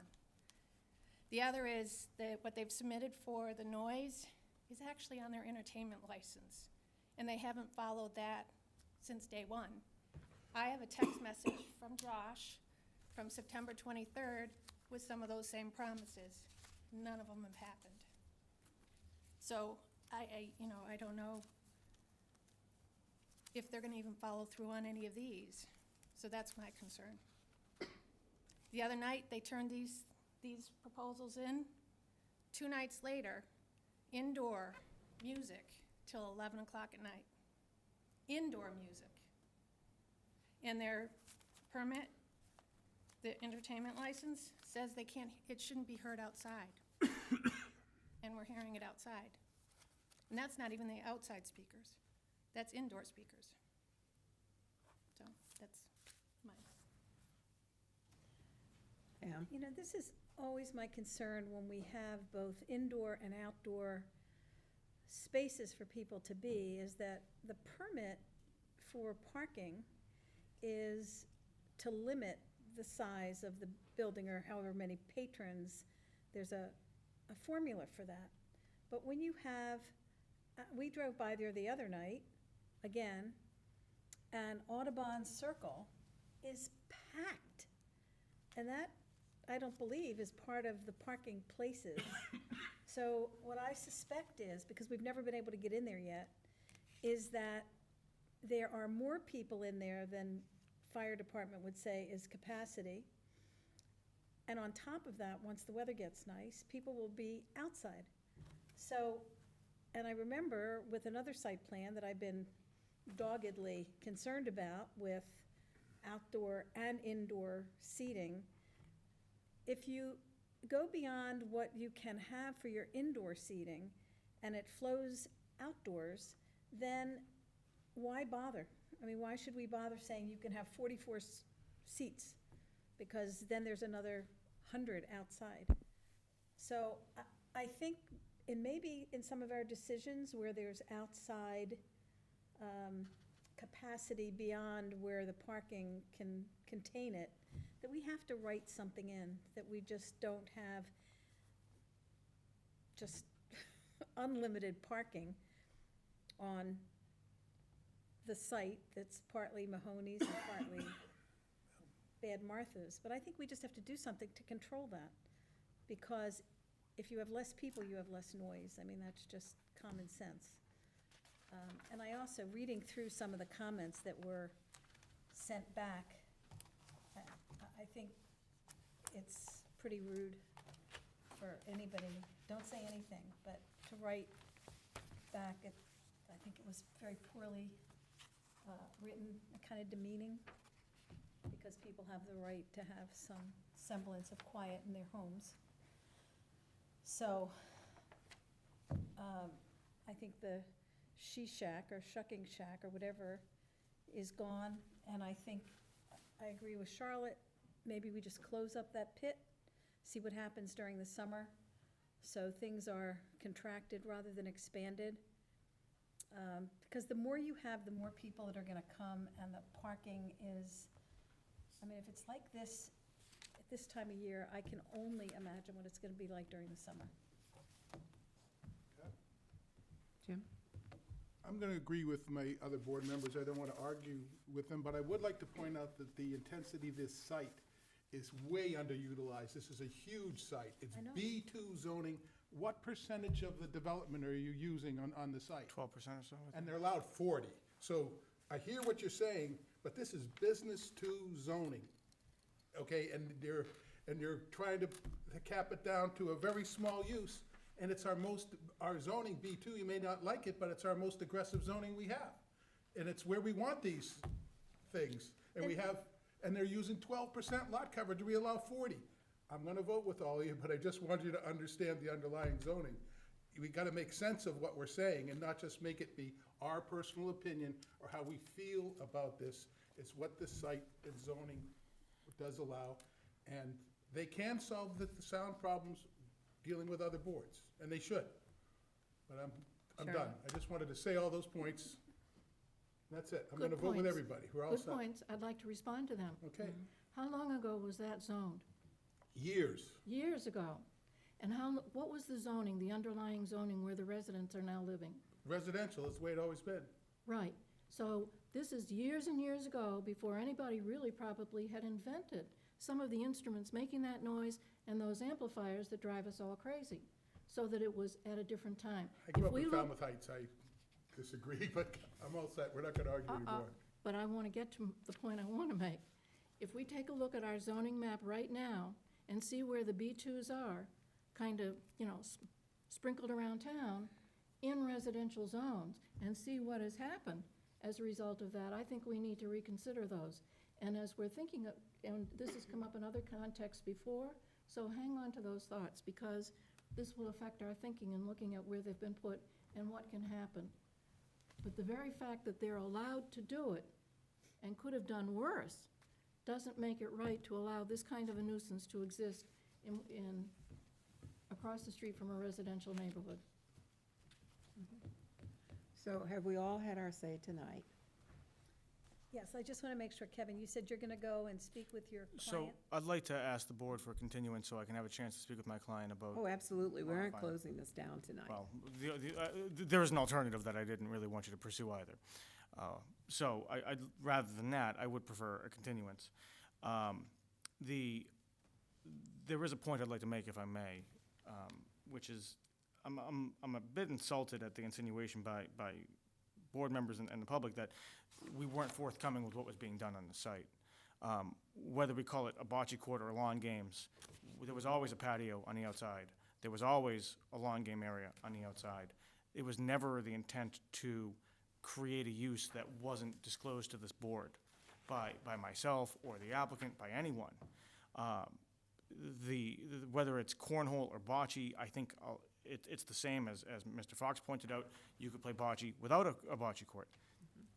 It was never anyone's intent or motive here to say, this is what we're telling you one thing and doing another. As far as I am concerned, we were forthcoming about what was taking place at the site in the beginning. We're still being forthcoming today. So, Not outdoor entertainment and speakers. Otherwise, I think we would have done something but there's more no- about sound. We just assume goodwill on the part of Right. everybody. We all know we have a problem. Right. We're gonna So try to gonna solve try it. to solve it. and the applicants heard that, and, we have taken steps. And it's clear that the board is looking for us to take additional steps. I'll have to discuss that with my So client. definitely, I mean, we have, our last meeting on this is February 25th, and we've got a meeting before then, so we don't have to have an official continuance from you. We're just not closing it down tonight. Okay? All right, so hopefully we'll hear from you at our next meeting, Great, thank you. which So, is, what is it? Next meeting is February 11th, yeah. thank you. Okay. Okay, we have, you all wondered what this was, ATC maintenance shed, yes. Discontinued to when? February 11th. February 11th? February 11th? Yeah. But, I mean, it comes up again for February 11th. The site plan review doesn't get closed down like a special permit, Right. so.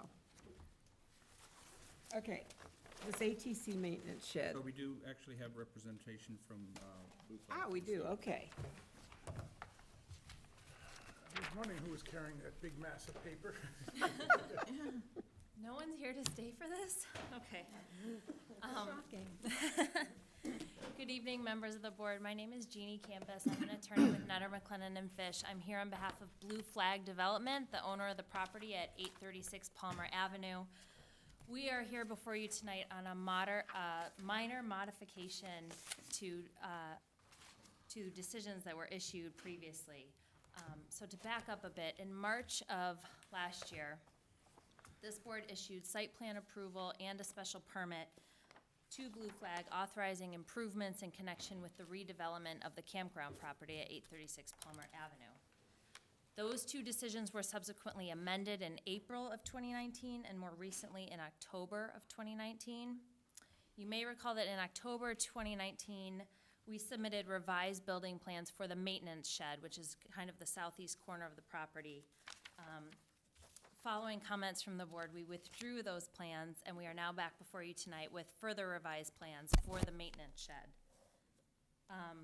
A couple things to note about the maintenance shed. It is in the same location as it's already been approved. It is set back about 57 feet from the road. It's set back from the south nearly 150 feet.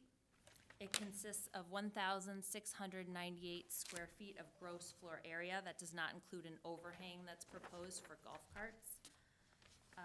It's got a lower profile than what was previously approved. It's got a height of 14 feet, 9 5/8 inches. Given the fence that runs along Palmer Avenue, we anticipate only about 5 feet of the height will be visible from the road at all, and that will be through landscaping and other buffers. And like the currently approved shed, the materials consist of metal siding, a metal roof, and then a cedar fence to enclose the dumpsters. And finally, it's proposed to be black in color. We think that's the least intrusive color we can have. And I would suggest that these changes are minor in nature. They don't affect the type or nature of relief that has already been granted, and so I would request that these minor modifications be approved tonight. I'm happy to answer any questions you have. Charlotte? Can we put up a picture of what the approved structure looked like? Thank you. Is that possible? I saw them on the desktop. Are they on here? Is this it? Blue Flag.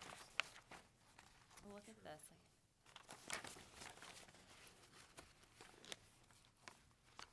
So there's a rendering of the shed here, and that enclosure is a cedar fence enclosing the dumpster area. This is just an existing conditions. So here, you can see, this is proposed conditions. You can see the location of the maintenance shed. It's in the same location as was previously approved. Sorry. So here's what the floor plans are gonna look like. Essentially, the first floor plan consists of storage and parking for golf carts. Excuse me, I think I asked for the storage shed as it's already approved. That's as you Oh. desire it to be.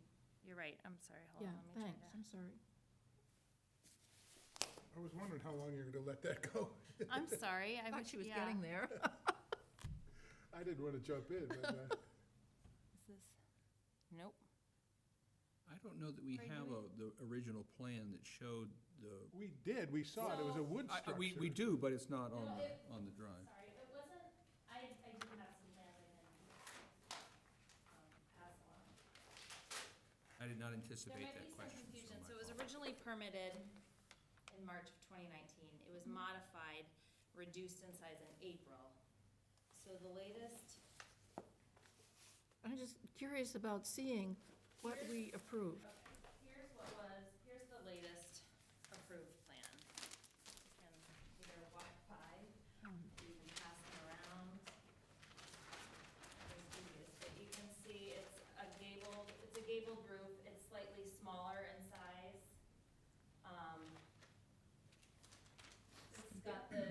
taller though? Isn't that taller than? This, yes, thank you. Is it fair to taller. describe that? This was 20 feet 6 inches. Our new height proposed is 14 feet 9 5/8 inches. But it would be fair to call that gabled end, you're calling it, sort of a standard Cape Cod pitch. Yep. Right, compared to this sort of warehouse pitch. Well, I would still consider that a gabled pitch.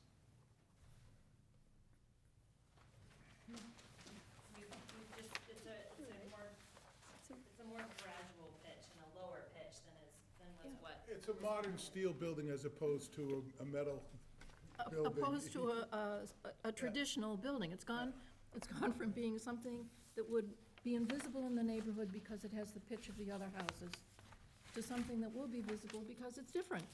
It's industrial looking, it has an industrial pitch, it has industrial materials, and it will stand out. I drove by there today on my way back from coming down to the planning board, just to refresh my memory of what's happening up on that site. I had never anticipated that so much of the forest would be gone, the woods are gone. It's amazing what is happening up there. And right now, where this thing would sit, it looks as if that's where all of the topsoil has been heaped. So there's a very high hill of topsoil there now behind an old fence. This is not going to be invisible from the street. It's set back from the fence you're proposing, enough that you'll see it, and it looks industrial, so it's going to stand out in the neighborhood. If I could just respond to a few things. There might be a pitch of dirt there now. When the grading is complete and these buildings are constructed, the pitch at the maintenance shed is the elevation's about 48 feet, where at the road, it's about 50 to 52 feet, I think. So it's gonna be at a lower elevation, and our experts anticipate that only 5 feet, the top 5 feet of the proposed building will be visible from the road over the fence that's running along Palmer Avenue. So And you're materials are the same as were approved. I think black is the least obtrusive color we can select. The only real change I can think of is that it's slightly bigger and it's shorter, resulting in a reduced pitch. And it's a different shape. Do you think black is unobtrusive?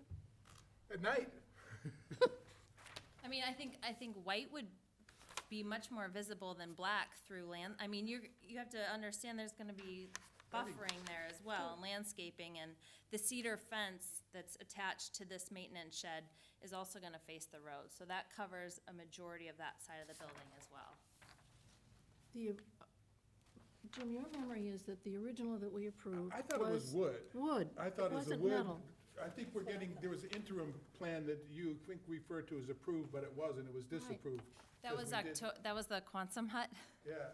Yeah, no, we've scratched that, but the original had metal siding as well. Okay. But it had an appearance, I mean, we've done a couple buildings that have the steep pitches, some of Yeah. that work. You can make them, the roof line, I think, although I'd like to work with you and make it happen, I have to agree with Charlotte, the roof line's a really big deal as it fits in the neighborhood, and that's a really valid point. Especially because you can see it. Yep, and if you were driving down that street, you could see that roof line, and it looked like the building could have been there a long time ago. But when you see a modern change in roof line like this, you know it's a newer building. Right. And I have Well, to It's agree just that- not with newer, that it's a different observation. style. And that's big. Roof lines, what makes a building is windows, and roof lines and doors. Right. Not the walls. And that's really, really important. And you don't like the roof line because it doesn't look right. Right. well, the clubhouse building, as you all know, is not necessarily consistent with what's in the neighborhood. It's a modern-looking building, so, I mean, this is a smaller shed. Go back to the old one and just do it? Why can't you just do it? Yeah, do it. It's all Your approved. plan. Well, if we were gonna do that, I wouldn't be here.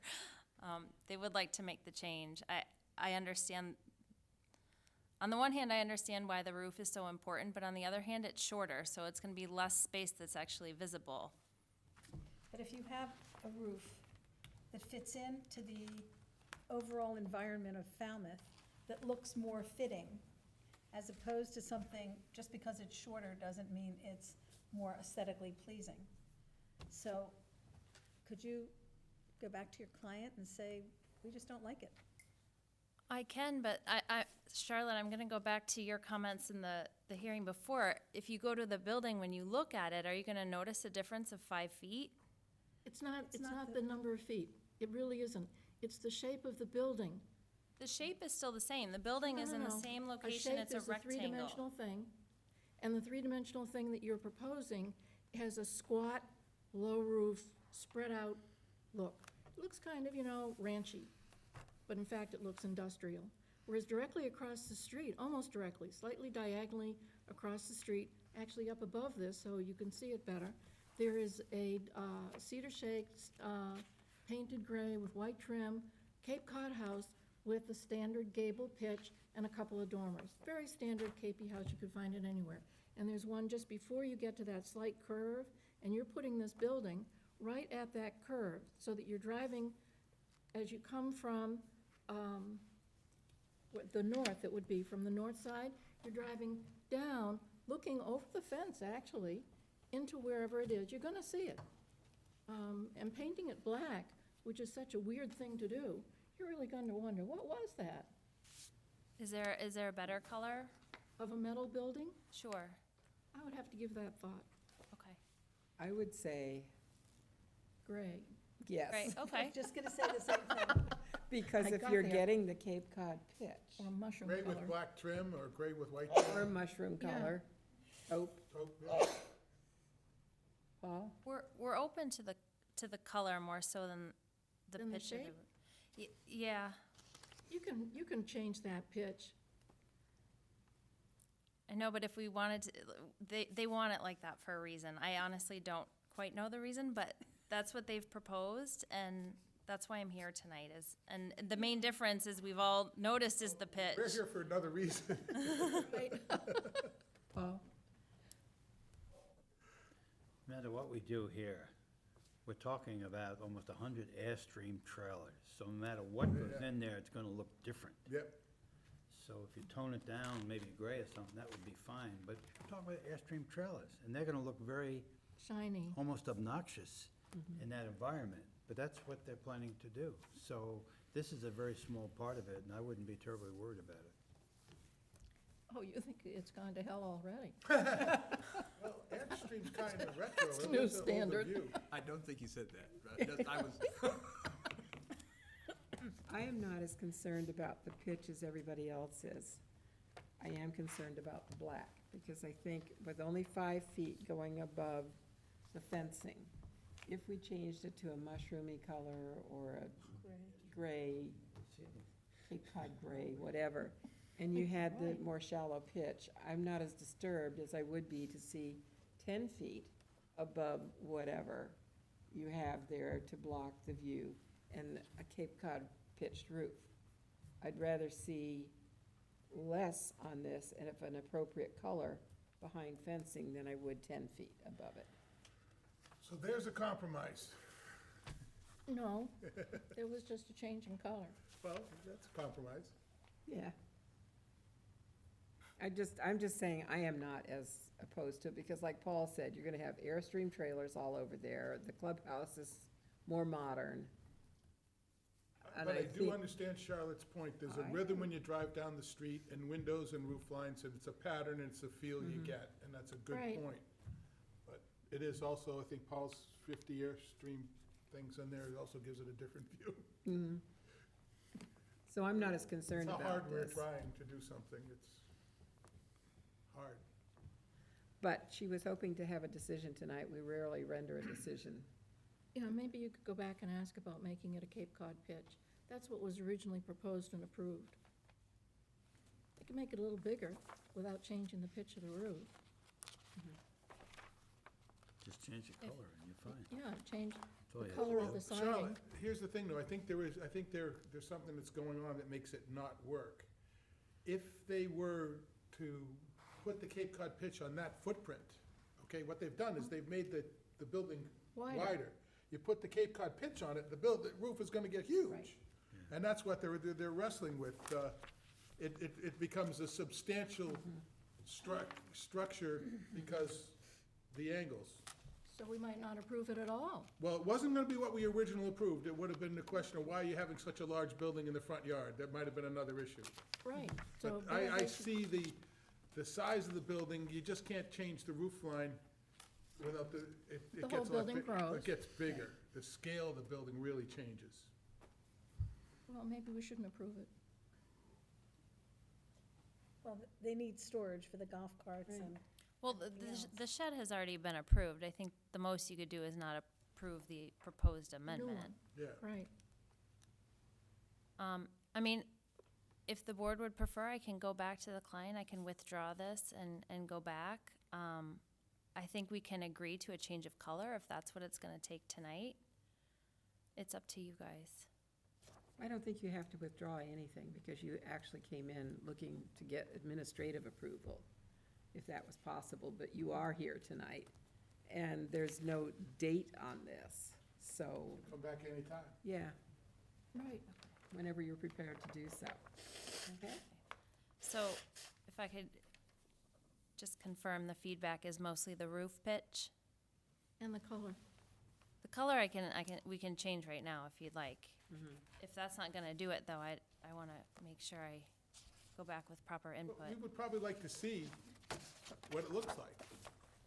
If you're, I mean, we don't really just approve buildings, you tell us what color it is and say, okay, we actually look at the doors and windows and roof lines Yeah, and some right. kind of elevation and say, yeah, we like the way that looks. Yeah.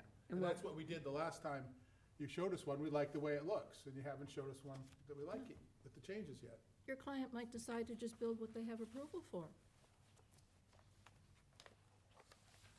Okay. That's possible. And that's important too, because that's what the neighbors are expecting, Right. you know? And this is out in front too. I know you talk about the building in back, but this is the closest building to the street. This is what everyone will see.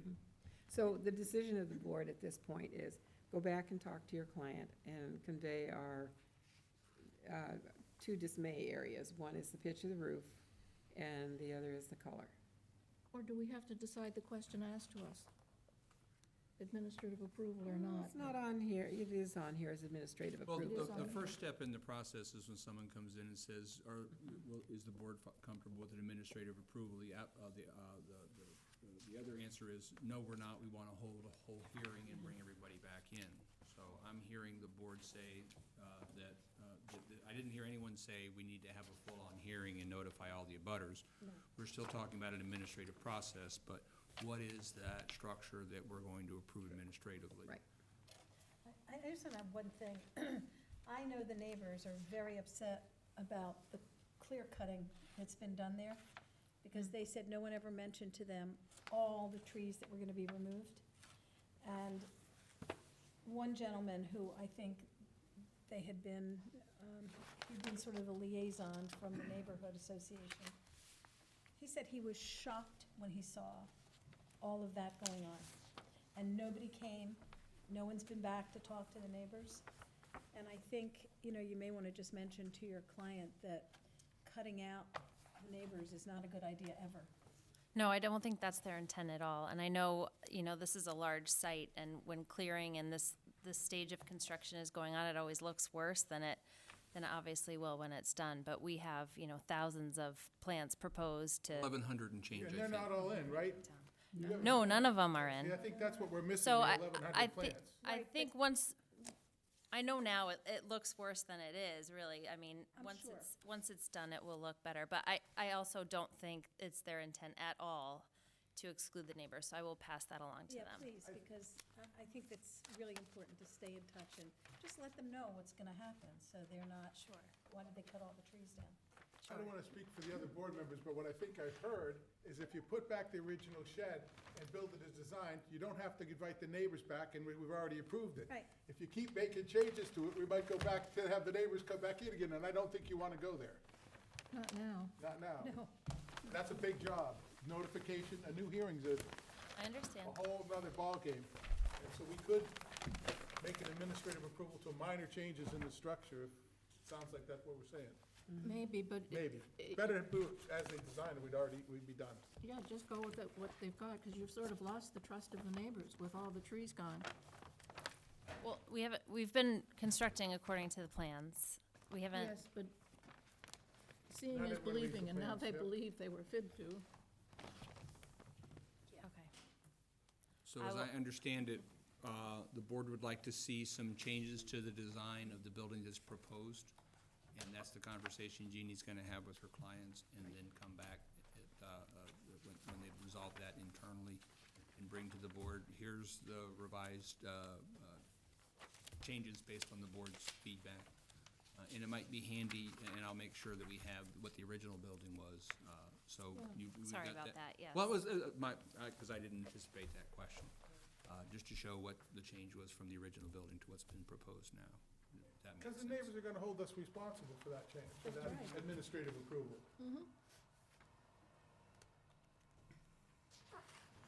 All right, thank you Thank very you. much for your time. You're the messenger. And we're not shooting you, Message. really. No, I don't feel shut down, don't worry. Thank you very much. Thank you for coming. Okay, Tom has something he's going to hand out, determination of access policy. I believe First it is draft. in your book, it is this thing with the fancy-looking staple in it, at the very, very back of your book inside the back cover.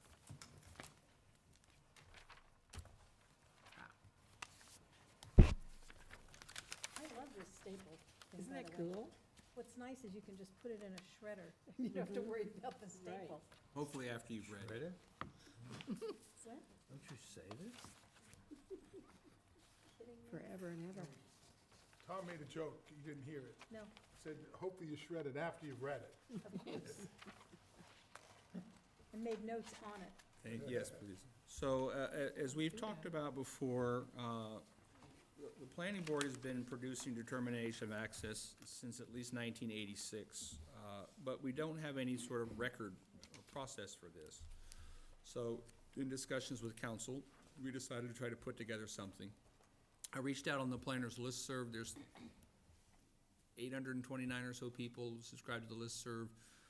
Some people respond, most people just kind of look to see what's going on. So out of the responses that I got back, I found 2 towns essentially that had a written policy for something like this.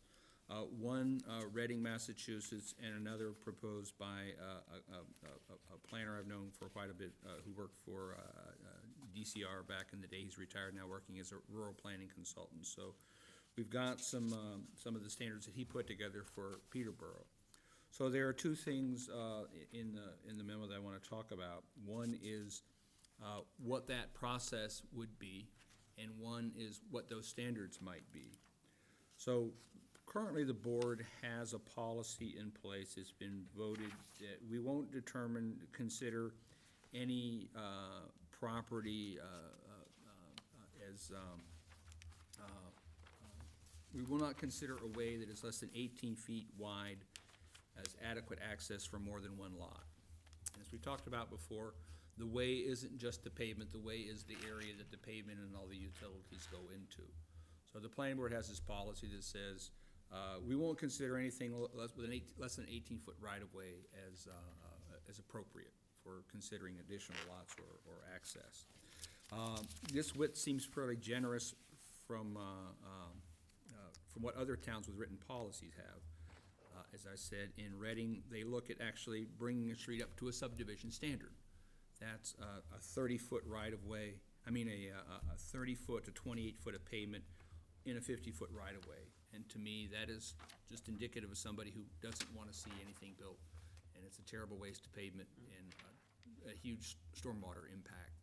So I'm not anticipating that the board wants to see every substandard road such as, and the ones that I've pointed out to me are Piers, Timothy Born Cartway, and of course, most recent discussions we've had regarding Lewis Neck Road. So, in looking at what they talked about in Petersham, in approving a substandard way, they had identified that a right-of-way would need to be at least 25 feet wide. And if you can't get to 25 feet, isn't the right-of-way, perhaps you can get to that 25 feet with an easement. That the site distances on the road that you're improving, at least 175 feet of site distance. That the slope of that road would not exceed 10% in a location, for more than 100 feet in any location. that the maximum grade as the road approaches an intersection be not exceed 5%, so folks don't slide down the road into someplace else. And that the traveling surface within that 25-foot right-of-way would be at least 20 feet wide and have 8 inches of gravel thickness from what they put together in Peterborough. So they anticipated that a road could be gravel, not necessarily paved. But you would have to make sure that whatever those changes that you're doing don't impact the abutters on the property by allowing to make sure that there's adequate stormwater. So what we've done in the past is kind of say, yeah, that look should be fine. Someone should bring to us a plan that shows what they want to propose and what they want to do. But the question is, to what extent is that the board wants to see? Now, in the research that we've done on the internet and throughout Massachusetts, we did some research in the office as well, and sometimes I feel like Indiana Jones is an archaeologist, only I'm fine with snakes, I don't handle a whip very well, and I look awful in a hat. But sometimes our archaeology turns up things, and including apparently an attempt at this policy from October of 2007, which I've included in the attachment, the full-on policy that the town had looked at previously. And so respecting that work done prior to, in that particular standard, they looked at pavement with a minimum width of 15 feet, and the road being paved. 3 inches of paving under 2 courses as you typically would do, 1.5 inches of a wearing course, 1.5 inches of a base course, and 1.5 inches of a wearing course. In addition to that, there would be ensured that no drainage goes off into the abutting properties. And any of those conditions we've talked about before can be waived by the planning board because it's a policy. So in looking at those examples, it's up to the board to sort of ruminate on what you would like to see as to what those standards might be, and we can take a little time and confer with a town council, have copied this too, as well as our other departments as well about the needs for from their professional opinion. So under this proposed policy, someone would have to come in with a written request for an access determination signed by the landowner. They would name the private way. They would note the assessor parcel that is being considered and have a locus map that shows the adjacent ways. The board would schedule a hearing within 45 days of the application. We'd advertise it once in the paper, and we'd send notices directly to the people who are on the street, much like with a street acceptance. It wouldn't go out 100 feet, 300 feet. It's just specifically under what we looked at is to the abutters on the way. The planning board would get comments from DPW, fire, police, conservation, water, building, and health. And within that public hearing, we would look at those plans and essentially say, you know, those proposed improvements are sufficient, or we could deny it because those improvements weren't sufficient. And you'd you'd issue that decision 60 days after the written decision. So at that point, you'd have to complete those improvements prior to commencing construction, because the board had a concern prior to on Lewis Neck Road about a determination of access that required someone to widen the road to 18 feet, but it didn't look like that had happened. So in this case, they would have to have those improvements approved, and they'd have to build them before you got your ticket punched. So after those improvements were made, we would notify the planning board or the building department and the applicant that they could get a building permit based on those improvements. It also notes in here that the applicant will be required to pay, in addition to the cost of advertising, to have someone essentially supervise that construction and make sure it's done per the approved plans.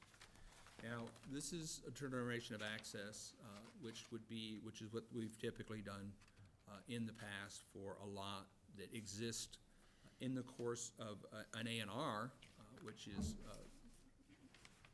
related but not the same as a determination of access.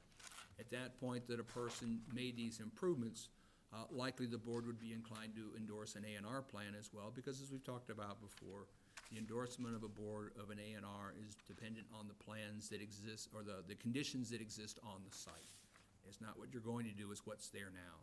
So in this case, someone would have to bring in a plan, have it reviewed, make those improvements, and then they would either get a building permit or they would be in a position where they could likely get an A&R endorsement.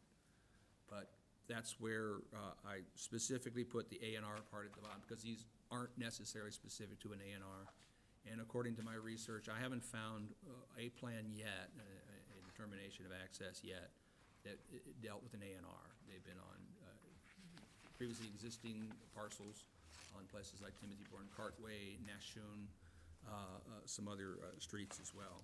There's been about 35 of them over, since 1986 that we've located so far.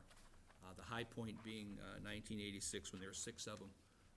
And in 2007, there was only, I think, 1. So this is sort of what I've looked at and what I've laid out and what I present to you guys to consider in what those standards might be. So I'm not necessarily looking for you to debate it tonight, but I just want to give that to you and consider, you know, how those things work when we look at doing these determination of access. So the draft says 15 feet. Where's the width of the way in this? The width 15 of- feet's the paved area. That's Yeah. the paved. Yeah, so where's width of the way, Stays 18? yeah, width of the way is 25 feet. That'd be the minimum in Petersham. That's a Petersham. But that's That's not in in ours. Petersham, but No, that's you're, not you're here. co-mingling these two Yeah. things, so we don't know which one, what you're including. So what we have in our policy right now, under regulatory matters, is the board will not consider a way that's less than 18 feet wide. So Right. my point would be, we would take that 18 feet and we would add 7 feet to it to say the board wouldn't consider any access on a way less than 25 feet in width. This doesn't say that yet. It does not. Makes it less than clear. Well, I've been at this for about 3 days and trying to piece Yeah. those pieces together. So this rolled off the presses, And that would be going forward. correct. Tom, the basis of this is the fire department's requirement of 18 feet. Yeah, so as I understand from the conversations with the fire department, what the fire department needs is 20 feet. The fire code says 20 feet, but the fire department has always been fine with 18 feet. So if the fire code has changed to 20 feet, why wouldn't our regulations or our policy reflect the needs of the fire department? And that's why the fire department is clearly invoked in that vetting of the plan. But someone would have to come in and develop a plan. So it takes out some of the vagaries of things. It puts particular standards in place that someone would have to comply to, but also gives the ability to waive those standards because it's a policy. It's not a zoning bylaw. It doesn't have to go to somebody for a variance or any sort of relief for that. Where would this policy be found so that an applicant couldn't say, it was in the planning board policies, I didn't know there were any? The planning board's policies are posted on the web. They're filed with the town clerk's office, and any changes we make to the policy would include this, so we would add that as an addendum to the policy. But that, I didn't state it clearly enough.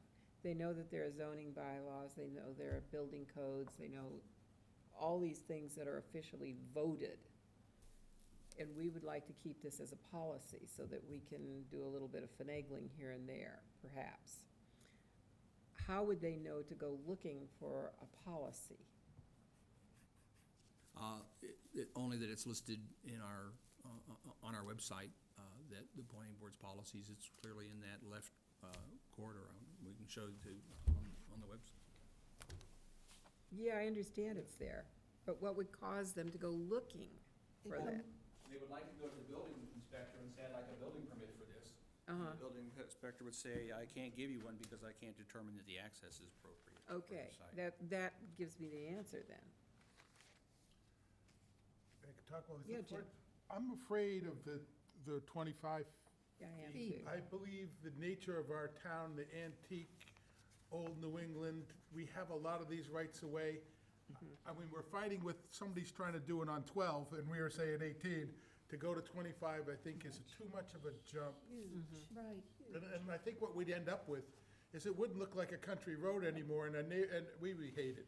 Right. Right. And Mini highway. other than that, I'd like it pretty much, only that I would probably change the submittal requirements. I don't think we need 8 paper sets anymore. What we really need is a PDF that we can see in the meeting in only 2 or 3 sets. Or we could have all, but it makes no reference to a PDF, and we now look at stuff Yeah.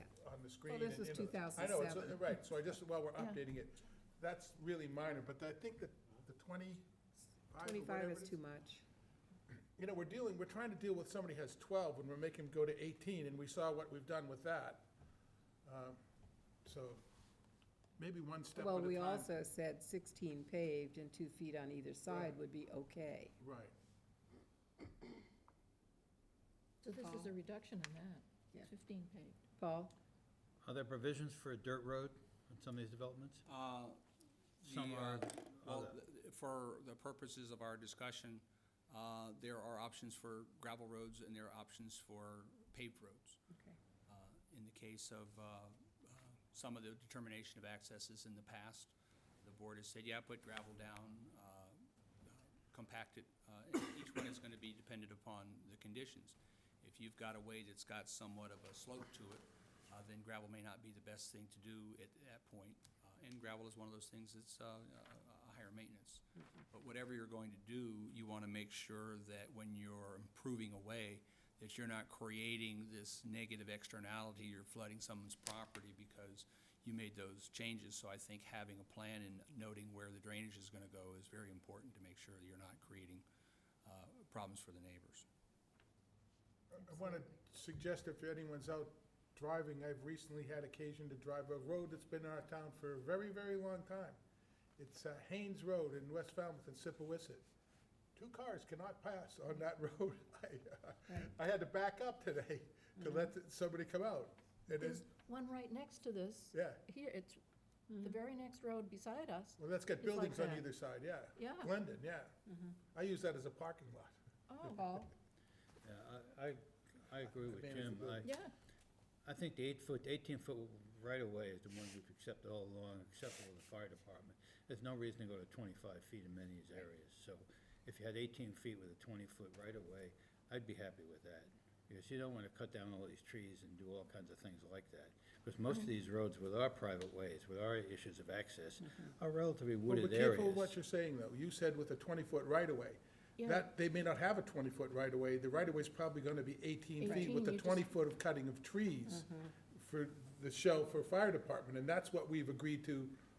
Well, that's what, we need to look at, Right. at this But and come back with if we our say a comments. 20-foot right-of-way, and all of our old streets were done at 18, they're never gonna get there. Right, Right. So I'm just, so we're making a tremendous amount of nonconformity. right, I'm just trying to go a little slower.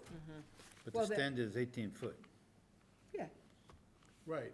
And we seem to be agreeing that we And want to keep it at 20-foot clear of 18. trees is what we're saying for the fire department. Isn't that what they said? Correct. well, there's a little bit Where'd more the that they 20 feet? require too, because they require also height clearance of the Right. trees 14 feet? that we don't have in here. We should I get that think in it's there. 16, yeah. Mhm. So I think it's 16 feet height clearance of the trees. Whatever it was. Yeah, I Keep it should, the same. I should remember, because we were told to do Add that, it, so a right. fire truck could come down our road. So what I might recommend, as I said, this is sort of this, to start this conversation, and we're off to a swell start with it. But if the fire department needs 20 feet wide and 16 feet of paving, I think it's, I think our next sort of question is talking with the engineers about if you put 16 feet of pavement down somewhere on a 20-foot right-of-way, where does that water go, and what do you need to have to maintain, to make sure there's no stormwater implications? And it's not to say that that stormwater has to necessarily go into the right-of-way. If someone grants an easement on their property to allow you to put a structure on it or something like that.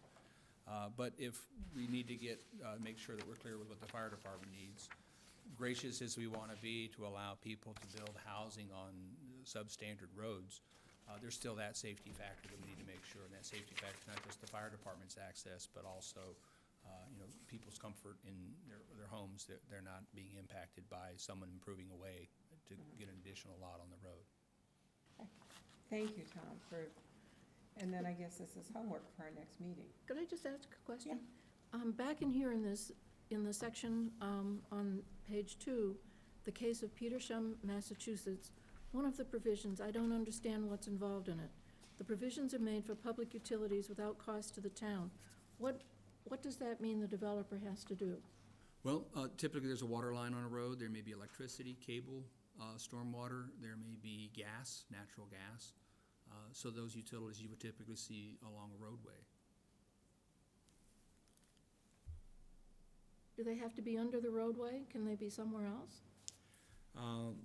Well, in this case, they could be, if you're talking about power lines, certainly power lines could be overhead.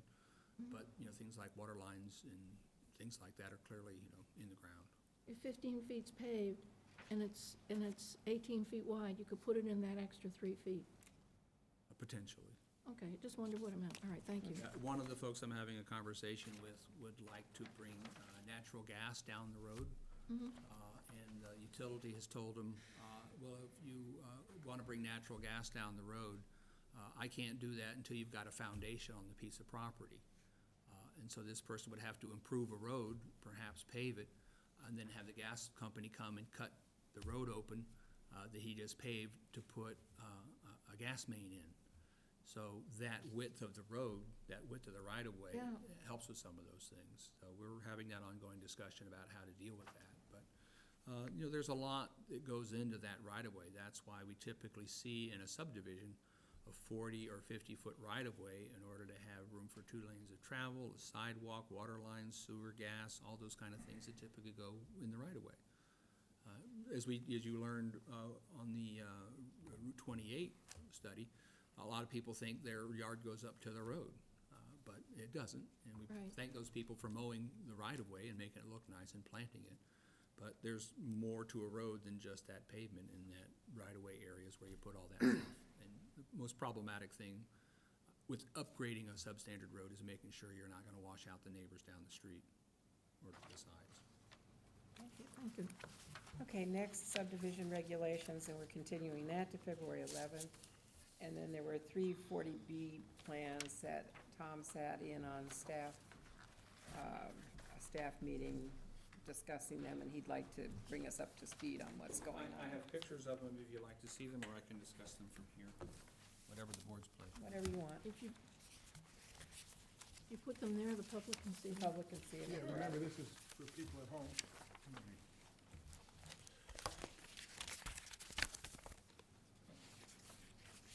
For Bob, he's probably watching. Right. So that question we already answered. If you go to the town's website on the planning board, and you click on board's policies and procedures.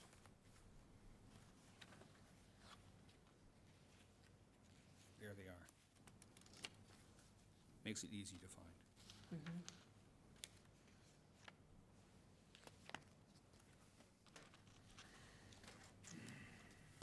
So I don't have the agenda for me. Which one do we have up first? Wings Pond, North Falmouth Highway.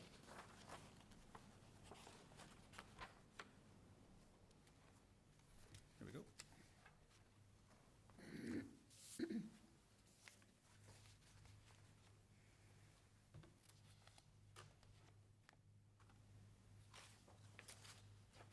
Right, so Wings Pond is located here on North Falmouth Highway. It is 12 units, 12 duplex-style units, 3 affordable, 9 market rate. Size of the units is about 1,960 square feet. The issue with this site, while under 40B, you can waive a local regulation, you don't get to waive state regulations. And on this site, immediately next door, is a certified vernal pool is maintained by the Commonwealth. So on their map, they show, and this is the state's map, this vernal pool, and it has a 100-foot setback. And the effect of that 100-foot setback is that a lot of the infrastructure for the development is in that area. So this shows from our GIS map where that vernal pool buffer is. And you can see it essentially extends largely across the front of the site. When we look at the plan that they put together for us, I put together a slide that shows this is the property. There are 12 units in these buildings. Units 1 and 2 and 3 and 4 are within that buffer zone. In addition, portions of the septic system is in that buffer zone as well. My concern, and we can put them up here and just compare the two next door to each other. My concern is because it is a state regulation that they don't get to waive, they're gonna spend an awful lot of time and money and potentially a lot of the town's resources in vetting a project that is really not something that they can waive. You see here, this little box right here, that is this existing house. I'm gonna move to the right side of the screen where it says GIS map. This is the existing conditions, this house in the driveway. So that's where that house is shown right there, where the cursor's at. So that's the edge of the buffer, and then all these units here, 1, 2, 3, 4, are within the setback. The letter that the planning board, that the selectmen discussed last night was to ask the applicant to withdraw their application, reconfigure the project to keep those units out of the vernal pool, and then resubmit it to Mass Housing for consideration. An earlier email or earlier letter that I had sent to Mass Housing essentially asked them to take the very unusual step of denying the site approval letter until they convened that. So the perspective of the planner and the Board of Selectmen were essentially the same. Don't try to develop this plan as it exists. Get those units out of the buffer area and resubmit something. Can you get 12 units on that site? It remains to be seen, but if 12 units is the number that you need to make the 40B work under the pro forma, then they'd have to do a considerable amount of squishing of those units onto the site. Not every site is a good site, and this one, because of the certified vernal pool, I think is one of the more problematic ones we've seen. I've had time to review this. It also does not comport to the local comprehensive plan at all. Where we talk about that we want to put increased development in areas where we have infrastructure, main roads, buses, and transportation, and decreased development in the areas that we don't. It is something that we've been working on for a long time, and this just flies right in the face of it. They can make it, they're trying to make it fit because they can. Doesn't take into consideration our long-range vision of the town, and I think that's real important on where we put this, because you start putting more and more 40Bs out in this area, you're creating a whole nother town. That's right. You're gonna have requirements for stores, buses, schools. We don't wanna build that infrastructure out there, where at least I thought it was, it might be changing, but when I was working on the local comprehensive plan, we were trying to keep everything in convenient village centers, and it's been spelled out. And the other thing I'd like to point out, we're gonna come up another one where the town is actually supporting it, and they're supporting it because they're saying it's with the housing production plan. But our housing production plan does not comport with our local comprehensive plan either. So our local comprehensive plan goes to town meeting and is approved by it, and I think this doesn't even come close. I agree with you.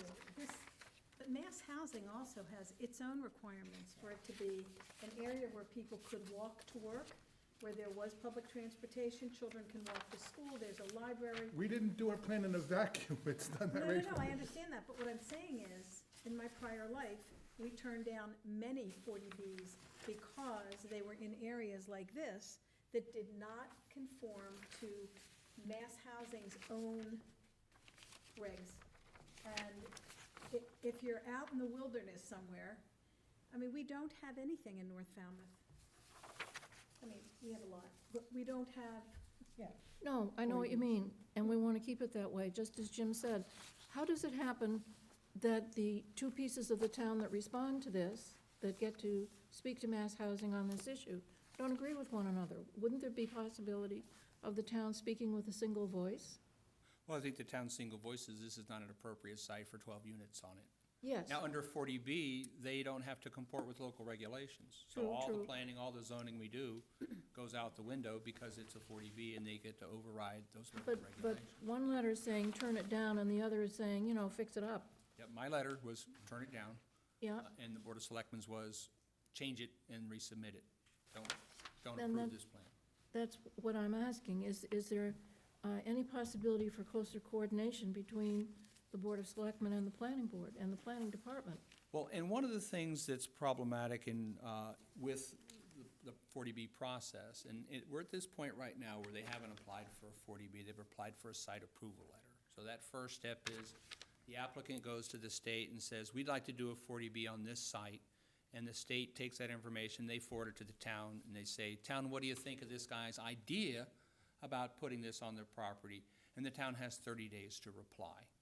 So 30 days to reply isn't a whole lot of time to bring that information together, which is why these things typically come out on a staff level. The respondent to that proposal is the Board of Selectmen. So it's a little difficult to try to get all those, a couple different boards to sign in on things. So typically the staff deals with these things. If they get their site approval letter, then they get to apply for the 40B. So this is that very first and very small window, and that's how the state law is written. Yeah, We've only got those 30 days after we receive the letter to turn them around. Sometimes the applicant is gracious enough to give us a courtesy to let us know they're submitting something to DHCD or Mass Housing, and if we have that, then we can sort of start the ball rolling beforehand, but we don't always see those sort of things. Sometimes the first note we know about it is when the site approval request shows up at the town. And then it gets out of the selectman's office, and the various departments and things comment on them.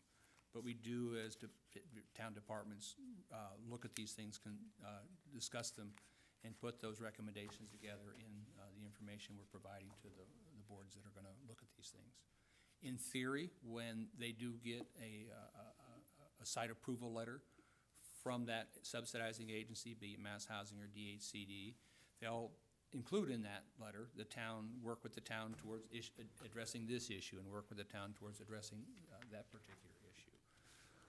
And we typically talk about how, in relationship to the HPP, and not so much the local comprehensive plan, and that's likely my issue, because I should probably be invoking that more often.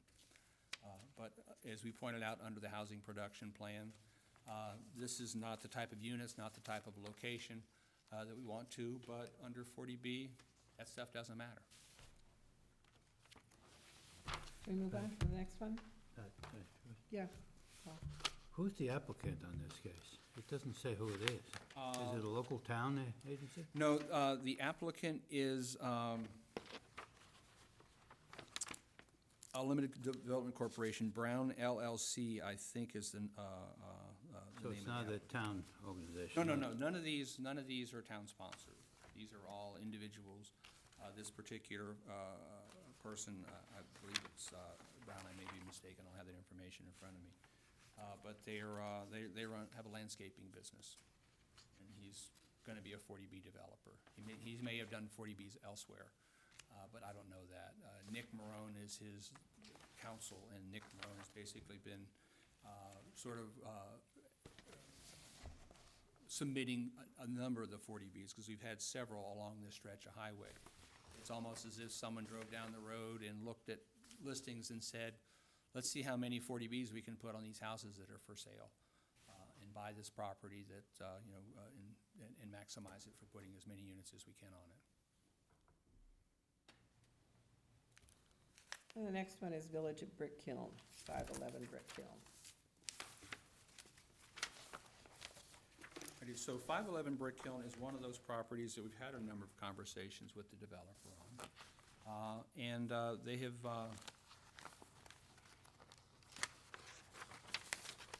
here's the location on Brick Hill Road. The property next door is the current Lutheran church and the prospective site of a YMCA, and it is right next to Falmouth High School.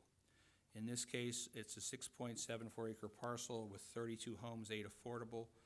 There are 20 two-bedroom homes and 12 three-bedroom homes, 25% affordable. And one of the things that's in the housing production plan does say that we need more 1 and 2 bedroom units. The default for 40Bs are 3-bedroom detached, because that's what builders are typically comfortable with, and that's what they build a lot of. So we don't see a whole lot of 2 bedrooms, because the delta between a 3-bedroom and a 2-bedroom is somewhere between $50,000 and $70,000, and it's the market rate units that underwrite the cost of the affordable units. So we're very happy to see that there are 2-bedroom units included in this, and while it is not within the area identified in the LCP, as Jim pointed out a couple minutes ago, it is an area identified in the housing production plan as an area appropriate for affordable housing along Brick Hill Road. So in this case, it's in an area identified by the HPP. and it has two-bedroom units in it, and it is proximal to town to some extent. It's also one of the few areas in town that's not in the coastal pond overlay district. So even though the developer, a 40B developer, does not have to comply with the nitrogen septic systems, because it's a local regulation if it's not in a zone 2, in this case, they wouldn't be in that nitrogen impacted area. But when we did our local comprehensive plan, we looked at the water resource areas as well, and it is within a water resource area. It was particular why we said not to do it in this area. So I think the town manager's already drafted a letter saying the town's approving of this. Yeah. And it's in I told direct Tom I have a conflict problem. with our local comprehensive plan. I told Tom I have a problem with this too, because the high school was impinging on our drinking water And- supply, and I think this one will And I'd as like to well. point out that the housing production plan doesn't go to town meeting for approval, but our local comprehensive plan does. And they're trying to, I think our local comprehensive plan trumps the housing production plan as it relates to our vision of building. Well, something that needs to be brought out is that our drinking supply is Look how close it is to Long Pond. bingo. That's what we're not saying. Put a measurement and see how, it's exactly the area we said we didn't want to build. Correct, and it's not Specific. nitrogen sensitivity in the case of Right. fresh water. Right, it's phosphorus or. Yeah, what- and it'll mess it up. Well, how far is this from Long Pond? I would have to bring up the map. Not to that take a far. look. It's less But than a mile. But I will say, and I don't want to, create any sense of, oh, we did that. The LCP goes to town meeting, the planning board produces it, but the planning board approves the housing production plan, as does the Board of Selectmen. So the housing production plan did come to the planning board. It was a very truncated process in getting that done, but the planning board has signed off on the housing But production. there's areas of Brick Hill Road that are not in the water protection, the resource area, so you can make the argument either way. I mean, you're playing games with it. What it's missing is the redevelopment in convenient village centers and stopping development near our water resource areas. Correct. It's in direct conflict with that. What bearing, how much will the state listen to that in making their decision?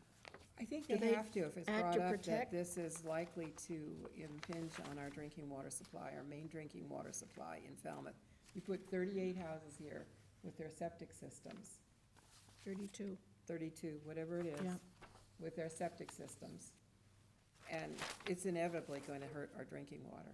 And it's not that far from a wellhead protection area, although it is downstream of it. There's a wellhead protection area that's very close, just ends, but this flow is from north to south, so it doesn't go the other way.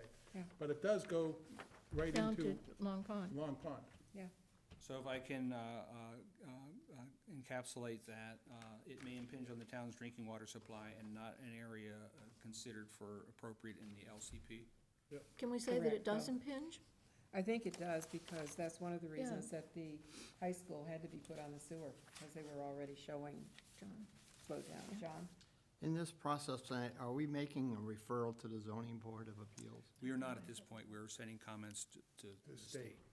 to the state? So at that point, that the applicant receives their site approval letter, then they can apply to the town, and then that will come back to the planning board again with considerably more time, because the 40B application, when they file a 40B application, I believe, town has 180 days from the date of the submittal to render a decision, unless the timeline frame is extended by mutual consent of the applicant. Okay, thank you.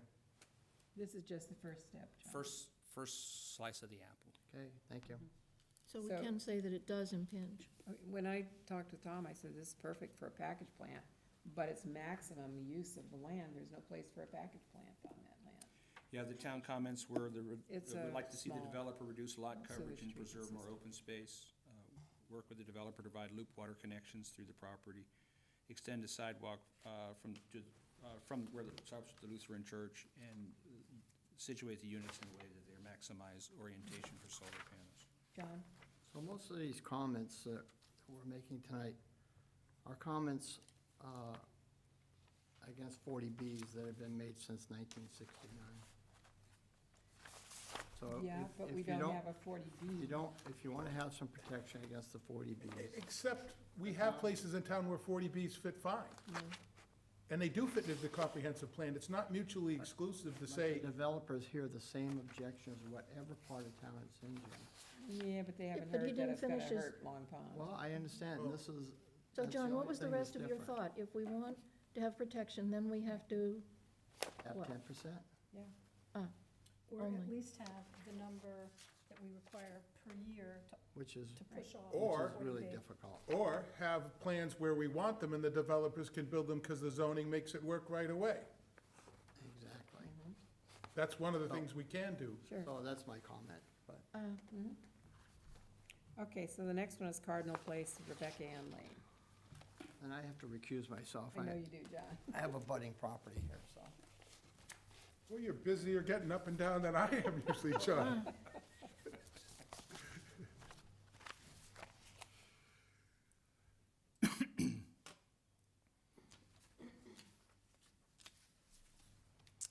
All righty, so this is, let's start with where we're supposed to start. That's Wing Road. Wing Pond. So Cardinal Place is on Rebecca Ann Lane. This is on off of East Falmouth Highway, across the street, essentially from Kenyon's. So the building on the front of the property in the B2 zone is a former commercial building. I think that's B3, excuse me, not B2. I think that's the former Kingdom Hall. So the property is the parcel at the rear here. This is a 1.34 acre parcel that'll have 10 rental units on it. This is the first 40B request that we've seen for rental in some time. So this will have 10 rental units in 5 duplex buildings, 6 two-bedrooms, 3 one-bedrooms, which is very rare, and 1 three-bedroom unit. The reason for the three-bedroom unit is the state has a requirement that any affordable development, 10% have to be three-bedroom. This is the obligatory 10% as a three-bedroom unit. So we're quite pleased to see that while it's not exactly in the location where all the infrastructure is at, it is on a well-traveled road with a bus line, and there's a market across the street to minimize some of those trips and travel and things like that. And I believe the sewer is planned for that area in the future. That far out? Yeah, that's a phase. This is heading towards Seacoast Shores. This would be great. This would be, Yeah. It's a perfect location. they might skip it because the Bourne's Pond, they're gonna open up the channel, make it 90 feet, and not put in the Yeah, sewers. that's That might be. true. But it does have public transportation. It's walkable. There's stores in the area. There's, kids can take a bus to anywhere if they live there. I think it's a much better It's location. really good. Oh, so question. It's a much better location, and that's what we really gotta make the point. Is, I hope when John's listening, we're not saying no to everything, we're Right. saying put them in the right place. Right. So here in the conceptual plan, they show this sort of parking lot in the front. One driveway here and a parking field in the front. Our comments would be that they should modify, these are department comments, that they should essentially eliminate this parking area in the front and do exactly what is across the street, which are duplexes that have either shared or single driveways. So if you eliminate this parking field in the front and put driveways and shared driveways to these units, you've got essentially what looks like across the street. So get rid of this parking field in the front, pull the buildings perhaps a little closer to the front, and use individual driveways instead. Once again, as we talk about on a fairly regular basis, that, look at orienting those buildings to a spot where they'll be able to maximize solar orientation to the site. So very happy to have a rental development. Very happy to see, happy enough to see it on an area that's got some services, some transit, that there's great transit anywhere on the Cape. No offense to the folks at CCRTA. But that's meeting some of our needs in an area that's, has some services. I find it really unusual to have three-bedroom anything with one bathroom and not 1.5 bathrooms, but it says the 3 bedrooms are gonna have 1 bathroom? That may be, I can tell you that I don't always get into enough of the grit to know that there's one bathroom. That's probably surprised me, there's one What, bathroom. that's what it said. Yep, and chances are, Yeah. I trust the person who wrote this, because they work for me. Yeah, I think it's just sort of unusual. The other question I have, all of these then would count toward our Yes, numbers. so if a development is rental, although only 25% of the units will be affordable, They all all count. 10 count towards the subsidized housing inventory, Yeah. because it's a rental development. Great, And those are the rules of engagement from the state. And I think they did that to sort of give towns a carrot to be looking more at approving rental development than homeownership, because there's a definite need for that. absolute need. Thank you. Changing the driveways the way Tom said Yeah. will give the houses better backyards, more usable, and I think be less objectionable to the people across the street. Yeah. Well, in the front yard is where the septic field will be at. So they can't bring them right up to the street without trying to put the septic field in the back, and putting the septic field in the back is probably more problematic when you're trying to look at pumping and maintaining it and things like that. So in this case, the septic field that would be under the parking areas would be H20 loaded to allow folks to drive across it. But in this case, there just would be not that giant area of parking that has stormwater implications. There would just Yeah. be individual driveways along that. Okay, great. I can't figure out what to do, but it seems like there's an awful lot of parking in front. If the buildings could be oriented, if they face more southerly, the parking could be spread across more of the side of the lot and may not be as Well, the way- onerous, because right now it's a giant parking lot in front. What Tom's saying is make them like the houses across the street or behind them, so that one driveway goes in to service two of the buildings, and you don't have nearly, you cut Have the three parking by driveways. 2/3. You may find Yeah. up with 5 driveways there or something like that. Okay, Yeah. we'll see a different plan when you do that, so it's hard to envision it. Yeah. Yeah, but I was thinking if the buildings need to be oriented to the sun, which is this way, south, and I just don't want so much pavement all in the front. Right. A Depends little on bit the more. roof line. What? Depends on the roof line. Yeah, He's agreeing with you, Yeah, the way he said. yeah. so Yeah. we'll see what happens. So once again, the issue is just a timing thing in trying to get that, trying to get those comments back to the state within 30 days. I have not seen an agency say, we got these back in 31 days, you're dead to us, we're not gonna accept your comments.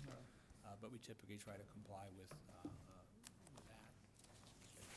And I think once we finish with this is the last time we get to say anything about these units. It is. Right. This is our only This shot. is it. Oh, if, assuming that they get a site approval letter and they apply, we'll have those comments, the ZBA will ask us, how do we feel about this development in the permitting process? Okay, This is your first bite of the apple, much so we like. get one more bite, You do.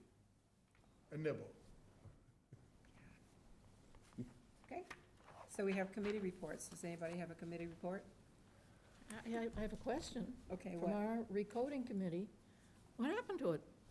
We worked on it, it was gonna be distributed to the whole board so that we could look at it, and it was going to go to some other people who could give us really knowledgeable Right. feedback, and Yeah, it, but I don't think we've finished our comments on it. We only got through a certain segment of it. oh no, I think that the consultants think we're done. Yeah, but we're not, so I missed the question. This is on the recodification? what happened? Yes, I have 9 new sections of recodification that Bob Mitchell sent me in December that I likely should have already churned out and gotten to the members, but I have not. And therefore you will tomorrow. At least by the end of the week. Thank you. Does that include the crosswalk as well? Yes, Tom? ma'am. Okay. Yes, in fact, Bob called me and said, so what did the committee think? I'm like, Bob, funny thing, you mentioned that. I slipped on a banana peel. I don't throw folks under the bus, and I can't blame my dog anymore, as you know. He ate my homework, so. Paul? Committee reports. Yeah. The Water Quality Management Committee is continuing with the investigation of alternative systems. They interviewed NITREC system, which is an add-on, last week. It has shows some promise as well. And Chuck Mortensen talked about the update on the oyster situation. So that was a good meeting. And this afternoon, we had a meeting on the Coastal Resiliency Action Committee. And we had a very good public hearing on the South Coast project, that's a grant, and we're attempting to have maybe 2 public meetings, one on West Falmouth and one on Minot area, before the report is done later this year. Thank you, And Tom. we're talking about maybe extending the Woods Hole Group contract to assist the town IT department on manipulating the information they have. They're having a little difficulty doing it, so we're trying to do that as an extension. Great. And they're gonna do some of it on their own, but we may have to help, ask them to help out on these public hearings. We can't do the entire area before the report's done, but we can maybe do 1 or 2. Okay, great. So, and I had suggested that we make a presentation to the town meeting in April on the achievements of the committee. There's been a lot done, and nobody knows anything about it, and there's been a lot of criticism saying, what are you guys doing? So I think it'd be a good thing to do a presentation town meeting identifying all the achievements that have been done by that committee, and they've been considerable. It's not only for that reason, but it's also to, people watch town meeting, and to get that information out to the greatest number of people possible, too. So, thank you. Finally, the Transportation Management Committee that you, by acclamation, I guess, Right. nominated me. The Board of Selectmen are talking about expanding the group. They want to put in a disability person on that board. They've been discussing the mission statement, so I'm not sure what it is right now. The meeting has not, the committee has not been finalized, and there's been no official setup yet, but I don't know why it's taking so long, but it is. Jim, you had something? Yeah, I just want to make sure everybody knows that this is coming up. This has been approved by everybody, printed, and we're meeting March 3rd at 6:30 PM in the Herman Room. And what I envisioned it is we could show up early, and maybe everybody bring cookies and, so just talk to people as they come in, let them warm up slowly, show the presentation. It takes 9.5 minutes, and then an open discussion with full board, answer every question that they have. So that's the plan. You asked me what The plan, yeah. the plan was. The plan was for making it in the beginning kind of like a little social event. Show up at 6 o'clock, say hello to them. If you, that's what I'm gonna do. I hope you'll all be there. Okay. And then if we each bring some token, and just make it comfortable, sit down. It's less than a 10-minute presentation, and maybe we could have a good 30 to 40-minute or maybe hour discussion or debate, or see where it goes. When we start, we'll go wherever the people want it to go. But the purpose of it is not to sell them that this is what we're gonna do. The purpose of them is to explain to them what we're trying to do, that we're trying to use form-based code. And the beauty of it is the Cape Cod Commission's annual report, which just came out, talks about, I got it today, it has our plan, and it talks about vibrant walkable areas of Cape Cod that complement and coincide with traditional New England village development that generally cannot be built under the current zoning. So that's what we're trying to do. We're trying to fix our zoning, and that sounds like right out of our comprehensive plan, the way it reads. So I think that's really what we're gonna try to do, get them to understand what we're trying to do, and then listen to them on what they want us to do. And if our consultant is in place at that time, Well, they would be there to listen and answer Absolutely. questions, yeah. okay? I mean, I'm certainly not a form-based code expert. I've simply read what's on the internet and regurgitated it back. John? Yeah, it sounds like a good plan. Couple of comments that I've been receiving is people have a fear of the form-based code because they don't understand. They don't know what it is. The purpose of it. Right. So I think that, That's what we need to iron out. yes, That little statement from the commission really, yes. look what we'll get. Right. Yeah, so if we go with form-based code, what's gonna happen? What's the town gonna be next, that's it. Well, A keep little in bit of- mind. So I'm just saying, the more education. Right. Fear of the unknown. But That's form-based code isn't one form. Right. It's what we want it to be. And that's an important It's part. our form, Okay. not the form. It's not like, oh, this is what you have to do. This is what we want to do. And that's why we need to start the discussion. And Pam, you mentioned there's somebody that you're talking about that seems to be worried about what form-based code is. We want to get them to this meeting so we can talk to them about it and find out what their concerns are, and we'll make our own code that fits our town, not another town, and the way we want it to look. Y'all get all those questions because it's somebody who comes to all of our affordable Right. housing meetings. So we'll see them So I think that will be next week, is it? the 2, 20th. couple of weeks. 20th. Yeah, so it is working out.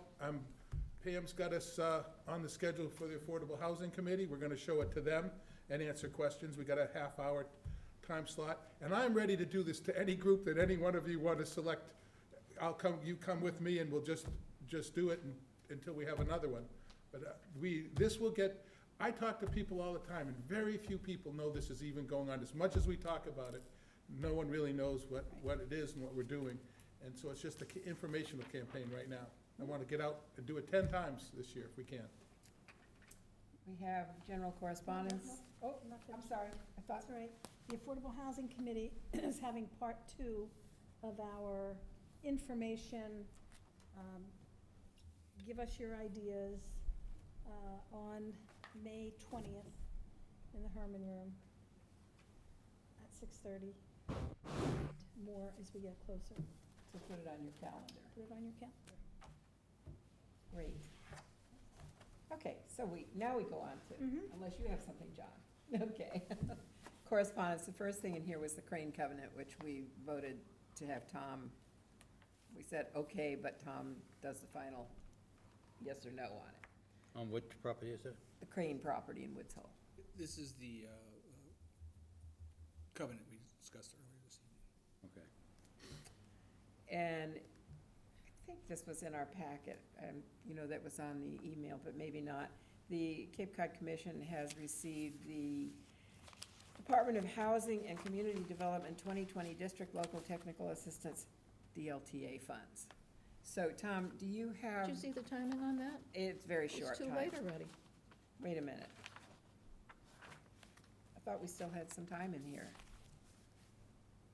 This was just sent out on January 9th. Yeah, but I think it had to be back like the 20th, and it's the Oh, 20th. geez. Who was that? January 28th. 28th. Written funding request. Oh, well, looks like we're scratched on that one. We actually did have a conversation with Chloe Schaefer from the Cape Cod Commission about whether we wanted to look at revisiting the idea of the portal. We were looking at doing this open counter zoning software where we would take our newly recodified zoning bylaw and pour it into this software that would allow someone to go online and say, I want to open a brewery in Falmouth. And it would say, oh, put it on the East Falmouth Highway, because the zoning permits it there. And the neighbors are friendly. So the portal is essentially makes things user-friendly for folks. It's map-based, and you can put in the parameters that you want to do, and it ties our zoning to it. But we really have to get our zoning recodified, because the software is going to take our zoning and link it to the maps and link it to the software. We had this on the DLTA grant last year, but we didn't go forward with recodification. We revised the DLTA grant. So the conversation we had was, do we want to make another run at that? And I said, well, unlikely, because we're looking at bringing recodification to town meeting in November. We don't know that it's going to pass, and those DLTA grants have to be spent during that calendar year. So we did have a conversation with the commission about that possibility. But knowing that this cycle comes around, chances are in the fall, we should be considering, is there something we want to look at, grant funding and things like that. It gets back to me sort of understanding the circle of life here on the Cape and those timeframes and stuff like that. How are we coming along on the RFP for the consultant for form-based zoning? Isn't that deadline closing soon? February 7th responses are due. Have we gotten any yet? I have heard from one firm that said, thank you very much, we're just too busy to participate. Was that union? That was not. Oh. That was Utile. I've heard from 2 other groups that wanted to find out a bit more about what we're looking at doing and had some questions, so we're responding to those questions. I've talked to one of them. I did get an email today from Union Studio with some questions that they had, and I told them, let's chat tomorrow, because I've got other fish, not bigger fish, but other fish to fry this evening. So it's perking. Yeah. Thank you. It's out there. We've heard back from 3 of the 4 folks that we submitted the request to. So then we have a request from College Light Opera Company. What? Oh, College Light Opera Company, they wanted some changing in the plans, but Tom pointed out that these things are not in their purview. They wanted a couple of windows removed in their electric room, and they wanted to use white cedar shingles as siding material in place of the originally proposed stucco on the rear of the building, and that's not our stuff. They were looking for administrative approval. So just to expand on that, College Light Opera was one of those Dover Amendment site plans that we did, where we look at the massing of the building, we don't look at design review. So these are essentially design review things. We want to change the colors of the shingles and change some windows. My take on that would be, it's not the planning board's call to talk about the design of your building, but I wanted to have that in the packet today, and we can put it on the agenda if you like for our next meeting, to officially vote that it's not our table looking at those sort of things, but that's my take on it. Except for height, don't forget that. We did have the height on them. They were, we did get to comment that giant window that they were saying it was. Which they removed, They removed, so that's about Yeah, all we can do Because with that went height. above the Yeah. 35 feet. massing of the building. So we could do that, but these are, Shingle- if it is something we had to do, I think this is something we could allow Tom to do Then administratively. I who think we does should say have a okay. yes They or no seem on very- that? No one? I think I always encourage folks who say, we want to change our site plan, is that okay? So I'm never going to tell somebody, don't be asking me if you can change your site plan before you change it. I applaud them for requesting the planning board's acquiescence to the changes they're going to make in this case, although we don't have design review because it's the Dover Amendment limited review Just build a fire pit. in the backyard. So, Wow. Make a motion, we adjourn. you can't yet. Stop. This one I don't think is, it's nothing, it's got to do. Sure I can. Okay, you can do anything, yeah. I just did. Buzzards Bay Coalition requests the immediate approval as final of the McGantz's, Squeaky Harbor Estuarine System Total TMDL for nitrogen. We don't have anything to do with that, do we? I haven't read it. Well, if you want to read it, it's addressed to dear Ms. Kickham. Ms. who? Ms. Kickham. Ms. Gickham, right. Okay, now, this Oh, Lord, is that's your that, kind of talk. tomorrow night. Is it tomorrow night? Yep. Yeah, Thursday. No, Thursday night. Thursday night, sorry. 6:30. Thursday at 6:30 in the Herman Room. This is the roles and responsibilities of planning and zoning boards. So we should be there, our ZBA should be there, and Tom has reached out to surrounding communities also to ask them to attend as well. And it's, That's 2 nights away, right? yes, Yeah, some of you this week. might remember Judy Barrett. Oh, yeah. Yeah, she's really good, very, very, very knowledgeable, so this should be a very interesting And when evening, is I it? think. Thursday night, this week. Oh, this one? Yeah. Yeah, on the, yeah. I particularly hope we can get her to address what Maybe that was this attached board to it. should and shouldn't be talking about, and what other boards shouldn't be talking about. In particular, I watch the zoning board get up at town meeting and do I think that was. planning, and talking about how the heights of buildings should be, and what their thoughts are, and they're the zoning board of appeals. Right. They're definitely walking into our job, as we should not be talking about what uses go in the place, that's their job. So I think it would streamline all our town boards, because you know what, we all talk about what the other board's doing, and we're killing some of our applicants. We've been playing ping pong with some of them this year, as we would hope to make it better. Our goal was 3 or 4 years ago to make it better, we've made it worse. Our process has gotten a lot worse. I don't necessarily agree, but Well, anyway, how many times you've seen one board, what we've done to one board, and then the other board changed it, and now it's coming back again for the 3rd iteration? what it needs is better communication between the boards, Seconded. okay? I think we need to Again. adjourn, yes? Seconded. Anybody? Second. Third. We are adjourned.